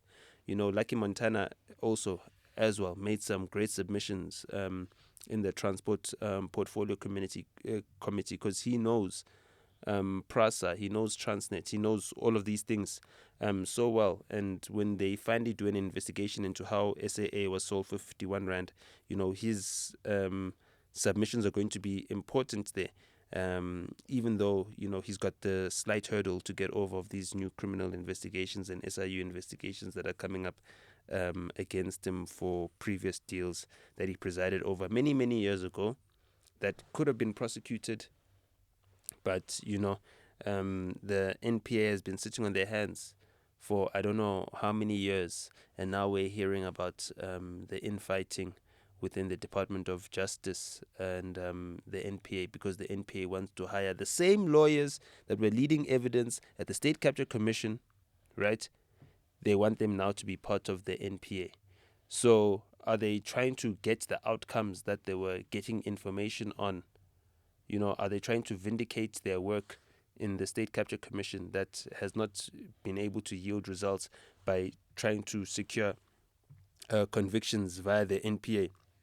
I mean, this is the same thing that I'm really upset about with the Zuma arms deal trial. It's like, okay, this prosecutor, why must this prosecutor prosecute this case? I understand that the courts have allowed him to prosecute the case, but why must he do it?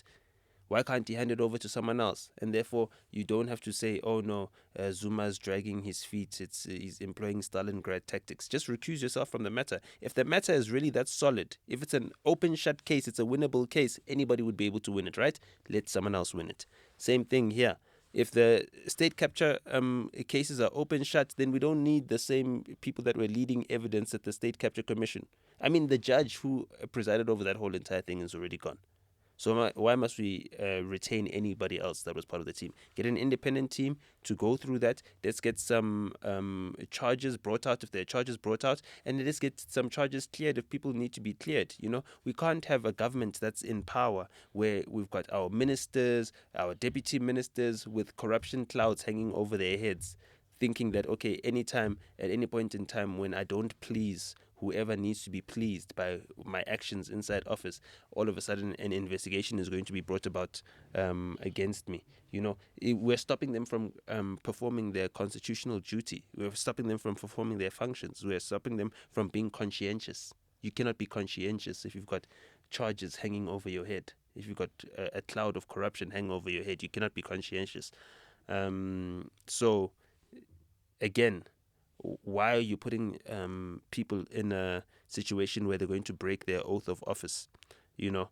So that's something that I'm really challenged by, and I'm hoping that there's the committees within Parliament can deal with this. Songeza Zibi is head of Scopa, also another one that for me is a bit difficult, because looking at how his party was funded and how he got into that position, I wonder if he can be impartial completely. But I hope that the fact that it's a committee and there's a collective there will bring issues to the fore that need to be addressed. Musi Maimane is head of the Appropriations Committee. I mean, a lot of the money that I'm hearing about in these budgets are very inflated. There's lots of wastage of money. There's lots of spending of money and things that should not be invested in as well. So I hope that can be reined back, and we can actually get a government that is serving its people and that is accountable. Yeah, you wanted to add something? While we're still there, just my last two questions. Mama Kwahube, and I'd like to hear your take on her boycotting. Her boycotting her real boss now, the president, because you're not there representing the DA anymore. Your boss is the president. And then number two, Minister Simelane. Yeah, I mean, it's not smart for her. Who knows? Maybe next election she'll be in the ANC as a member of the ANC. Why would she want to do that? You know what I mean? It's unnecessary. She's got nothing to gain. She's not going to gain favor. She's not going to be made to replace John Steenhuisen at DA. She's not going to be made to replace Helen Zille at DA. So there's nothing to gain by boycotting, to say, oh no, the DA will love you even more. No, you've got nothing to gain. How do you gain by disrespecting your boss, the And actual you guy took who an hired oath you? of office, bro, to the whole country. Yeah, but aside from You're that, working for the country. I'm just saying, I just want to take people into what motivates these types of thoughts. What is the incentive? There is no incentive for your action. So it's just, incompetence and stupidity. Like that whole entire display of disobedience. So for me, the less said about that, the better. And then the second one that you were asking about? Minister Simelane. Yeah, VBS. we already spoken about that. That's an old matter. This old VBS matter. Why is it being brought up right now? You know what I mean? So I just spoken about why the matter was being brought up, as alleged by Julius Malema in that Face the Nation interview, and that's something that he had the opportunity of Face the Nation to really focus on. But he got distracted by all this. I mean, look, I'm just as disappointed in Julius Malema's Face the Nation interview as I am in Donald Trump's debate performance. Let me put it to you like that. You know what I mean? I just felt like in that debate, Trump went into directions he didn't need to go. You know what I mean? He didn't need, he just did too much. He was doing too much. You know what I mean? And I hope that he's not going to debate Kamala Harris again. I hope that the rest of the election cycle, because, she's gonna play the emotion card. You know what I mean? She sounds like she's crying when she's talking, and already that's, for me, it's annoying, because I hate being manipulated. So whenever I see someone being overly emotional, it's repulsive to me. But I know to a lot of people, they respond to that. You know what I mean? They like someone who's emotional. They like someone who sounds like they're crying, and they feel sympathy for them. For me, I get very unsympathetic. You're contradicting yourself, my goat. Earlier on, when you were speaking about Clement Manyatel and Julius Malema, you said at some point he has to be vulnerable. Yes, being emotional and vulnerable is not emotional. No. You see, if you're vulnerable and being emotional is two different things. Like I said, when I was opening my heart up to you and telling you, okay, I've gone through hurt, I'm disappointed, and I was being vulnerable. right? I was being vulnerable, but I wasn't crying. There wasn't a tear going down my face. That would be me being emotional. I could have said 0 words and just had a tear come down. And that tear would have communicated everything. You understand what I'm saying? And that would have been me being just emotional, right? But I articulated exactly what I meant, and I also was honest about it, right? But it didn't mean that I needed to now show the emotions of it. And that's why, like Kamala Harris, she speaks in a very emotional tone. So she's going to rile up your emotions. Whereas Donald Trump, it's either he's making you angry or he's making you laugh. So he's telling you something that's making you angry, or he's saying something that is so completely ridiculous that you're laughing, you know. And those emotions are different from the ones that are being evoked by Kamala Harris. So Kamala Harris has got the power to manipulate, and she's a woman. Just look at how she shook his hand. You know, when a woman looks at you like that and shakes your hand like that, you know that this woman is a woman that believes that I've got you around my little finger like this. I can twist you like in any way, shape, or form. So she pulled a power move on him, and I was like, dangerous when I saw that. So that's the same level of disappointment as I have in Julius Malema's Face the Nation interview. And then there also just the incestuous relationship as well. You do an interview on SABC one morning, and then the question and answer session is happening on 702 the next day. For me, that can't be the case. For me, that needs to be on Sakina Kwamendo's SAFM show or on Radio 2000. It needs to be kept within this family. You know what I mean? We can't be taking content from our one show into our competitors. Yeah, our political platform is SFM.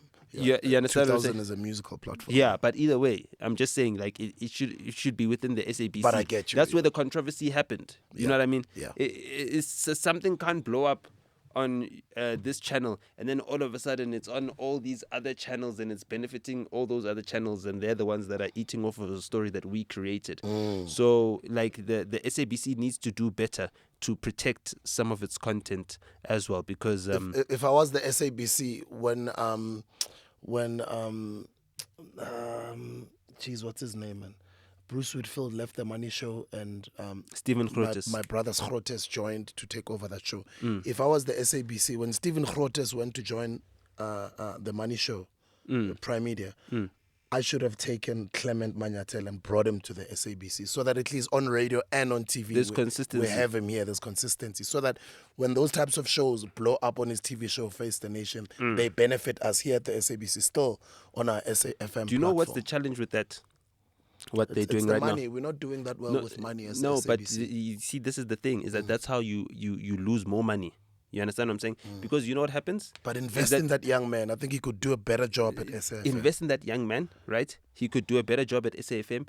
And also, you don't give 702 the chance to say, yes, but you see, if you advertise on 702, the same face that you're advertising with on 702, he's also at SABC, and is going to give you a wider audience for free. For free. You understand what I'm saying? Yeah. So basically, you're allowing Prime Media to sell free advertising on SABC using their own platform, and they're going to benefit. And it's not the first time that happens, eh? Yeah. Where things blow up on Face the Nation. Yeah. And then because he's on his 9 to 12 show on 702, he benefits Prime Media. You understand what But I'm that's saying? just a business conversation. It's but interesting point that you've just brought But whose business is SABC?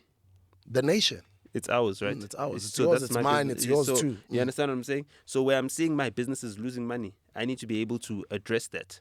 You know what I mean? That's why I could have just quickly taken that boy and given him Stephen Grootes' show on SAFM, given him a better offer, given him whatever. I think Clement Manyatel is the future. He's doing really well. Proud of you, bro. Yeah. So I mean, that's what we need to do. I don't know if you were able to catch Touch's interview on El Tito before it got taken down. Oh no, I missed it. When? It was now this week, I think. Oh no, I missed it. I didn't catch it. No. Yeah. So like I've got a underground download link. Yeah. Yeah. So I'm still watching it. You know. Why was it taken down? I have no idea. So is it controversial? I have no idea. I haven't seen. I've got the underground download link. I haven't had a chance to watch it. I don't know. El Tito took it down. It was up 4 p.m. Okay. Do you think he got a phone I didn't call have a from chance. somewhere or something? I don't know what the case may be. Okay. But you know that interview was taken down. So Proud of El Tito too, bro. You're Yeah. doing really well, bro. Loving your podcast. Keep it Yeah. up, bro. Keep it up. Keep yeah, going. so I mean, he's doing interviews with over 100K. He had the lady from The Ultimatum. Was it The Ultimatum? Or some other show, some reality show that was on Netflix. I Yeah. don't know the shows. I don't watch the shows. But apparently she was the mean girl, the mean girl. So that one, that interview did really well. He was being interviewed by Buhle Sangweni as well, very recently. So that's I guess some of the content that has been there that we haven't spoken about, in case you've missed it. And yeah, I guess who else have I seen? You. No, It's good to see you back. Last week that was nice. I got Yeah. a double dose of my goat. I checked you out on the Penuel show. yeah, I the checked you out convo. here as well. Yes, that's what I was talking about. And on the day that we're recording today, Yeah. there's another one that I just did with Penwell on Yeah. his channel, Yeah. the Black Pen, which is talking about the music industry and why artists get screwed, etc., etc. So that's another episode that people should check out. We're going to be doing a lot more content. But there was another platform which has got like 2 ladies and 1 guy. I forgot who it is, but this guy, I've seen him a lot on social media. I forgot the name. But The they've Congolese guy. No, it's a South African guy. No, I thought the Congolese guy. My bad. You know, my lip, I got you one camera. I love him. I knew him through Fat Joe back in the day, years ago. Entrepreneurs got a lot of money. Anyway. Oh, Surge. Surge, yes, Surge, Yes, Surge. yeah, Surge. No, that one is no longer happening. What happened? It ended that podcast. That podcast the was dope, lady bro. the lady that was producing it is now working full time for Moja TV. Oh, she's busy. Moja But she's Love. been working for Moja Love. She's now working full time. Oh, she full-time. was producing shows. What a lovely podcast. Yeah, so Maybe she's on a SNN break. Talk. She'll probably come back, yeah. No, she's working full time now. Okay. On that platform. So, I mean, if you want to catch the Sizwe, the Tibo Touch interview, you're gonna have to catch the snippets on This Is Colbert's. Shout out to This Is Colbert. Because otherwise you're not gonna Colbert. get that interview. There's lots of clips. So Ulungelo, Engineer Your Life, that episode that he did Lungola doing well too. is heading for 1 million views. Yeah. I think that's his biggest episode so far, ne? Yeah, I mean he's had another follow-up interview now that has just come about. Nice. It's nice, man. The podcast culture is growing. Proud of all of you guys. Let's keep going. Let's keep growing this industry. I can't see the name of this. I'm gonna need to open it up. The 411. Yes, the 411. The 411 Batung. Yeah, so that's another platform that basically talks about celebrity culture and whatever's happening on the streets. So I liked their previous episode with the gentleman, the 2 ladies. I like that balance. So I'll be checking out a lot more of their content, and I hope that they stick to it. Like, we need guys that are sticking to it. What's your secret? Please, Consistency. like Consistency. yeah. you take breaks sometimes when you do get busy and everything else. But I mean, you've been doing this since 2018, so this is your 2019, yeah, we don't stop. 2019. So this is your 5th year. 5th year now, yeah. We don't stop. So, but like, what keeps you able to go back at it? I guess because I come from working for radio stations for many years, so I'm used to consistently going to create content, consistently going. So even if I'm coming here and I don't get paid for it, I'm growing a platform, because there's a vision where we're taking this thing. We have to grow these platforms. And while you're mentioning new podcasts, there's a new one also that Podcast and Chill has just launched with Slicker. It's called The Barber's Chair. Check that Yes, one out. I saw The you on first that one with episode Zwei. is myself, Zwei, Slicker, and Deco Modise. Check that one Yes. out as well. That's beautiful. And Yeah. they've got a new show, a youth show. So what's the difference between that one and the shop, Legala Prawn? No, not in the shop. Ifana name Leaga Meth Hoffer. Laba shoot a Baba shop. Yes, So, but what's the similar. difference? What- Similar. I think similar concept. Okay, what's the concept? Because I haven't watched the math. Oh, so they've partnered up with the Legends Barber because they are both black-owned companies. They create the content at Legends Barber's establishment. Legends Barber benefits as a brand. They also benefit by having the conversations are grown-ups, like as in sisters and grotmans, sharing knowledge with the younger ones. So it's not a gossipy one. So that one is more educational, more mentorship, more guys who've been through the game, whatever industry it is, sharing game with the younger guys. So as you would see, us, it was what Zwei is a Grootman. I found him in this industry. Teko is now a legend as well, considered a legend. Slicker is in his 40s, like I'm in my 40s as well. So it was just Grootmans chopping it up for young guys, and there we are transparent about our mistakes, etc. So that's what McG told me. What. So it's a guy thing. No, It's not a men- guys. It can be even girls. Okay. Yeah, but it's just like legends sharing knowledge with the youth. Okay. Yeah. Because the primary audience for Podcast and Chill is 18 to 25. Okay. Yeah, their biggest audiences are the youth, the young guys. Yeah. But they're So speaking of guys and guy things, Yeah. I think in closing, I need to appeal to all the moms that are watching this, all the sisters that are watching this. Guys, we've got a crisis, a black male crisis. The exclusion of black men in our society is getting really bad. You know, there's more and more initiatives for girls and women, and guys are being left behind, and it's not as if guys are not making an effort. Yeah, like young men are trying, they're making an effort. I see them all the time, you know, and I'm able to see them, and they're really making an effort. But the opportunities are being, you know, curated for women to take advantage of. And we're not seeing any of our sisters speaking on behalf of our brothers and saying our brothers need to be given opportunities as well. When our sisters are being victimized by, you know, the minority of bad people that are out there, men that are abusing, they're in the minority, all of those people, it is us men that step up and say, not with our sisters, not with our mothers, not with our daughters. We're going to defend our daughters. So the same thing we need to expect of our sisters as well, to say, listen, we're not going to watch our brothers suffering while we silently enjoy being elevated at their expense.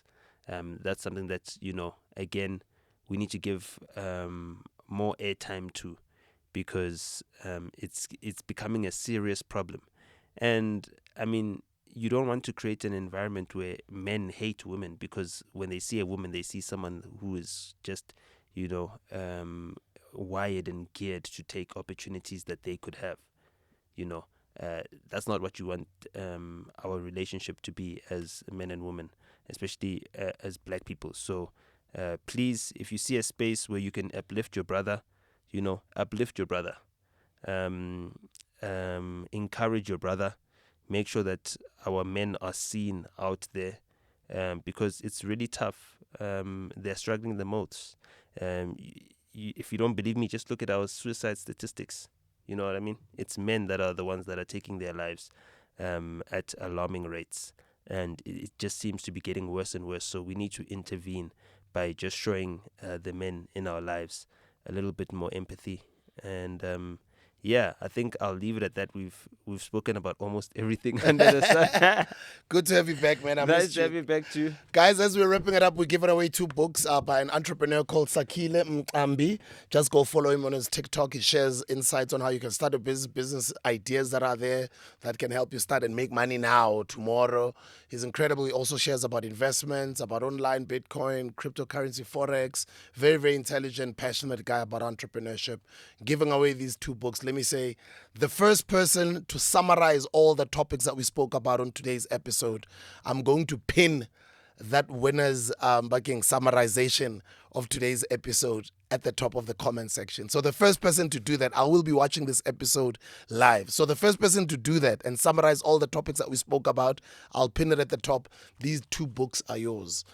This is first book and this is his second book. The first book is called Breaking Free, the Ending the Cycle of Poverty by Sakile Mqambi, and the second book is by Sakile Mqambi as well, Breaking Free, practicality. All the best. Thank you very much. Your last words? Hola. Danko!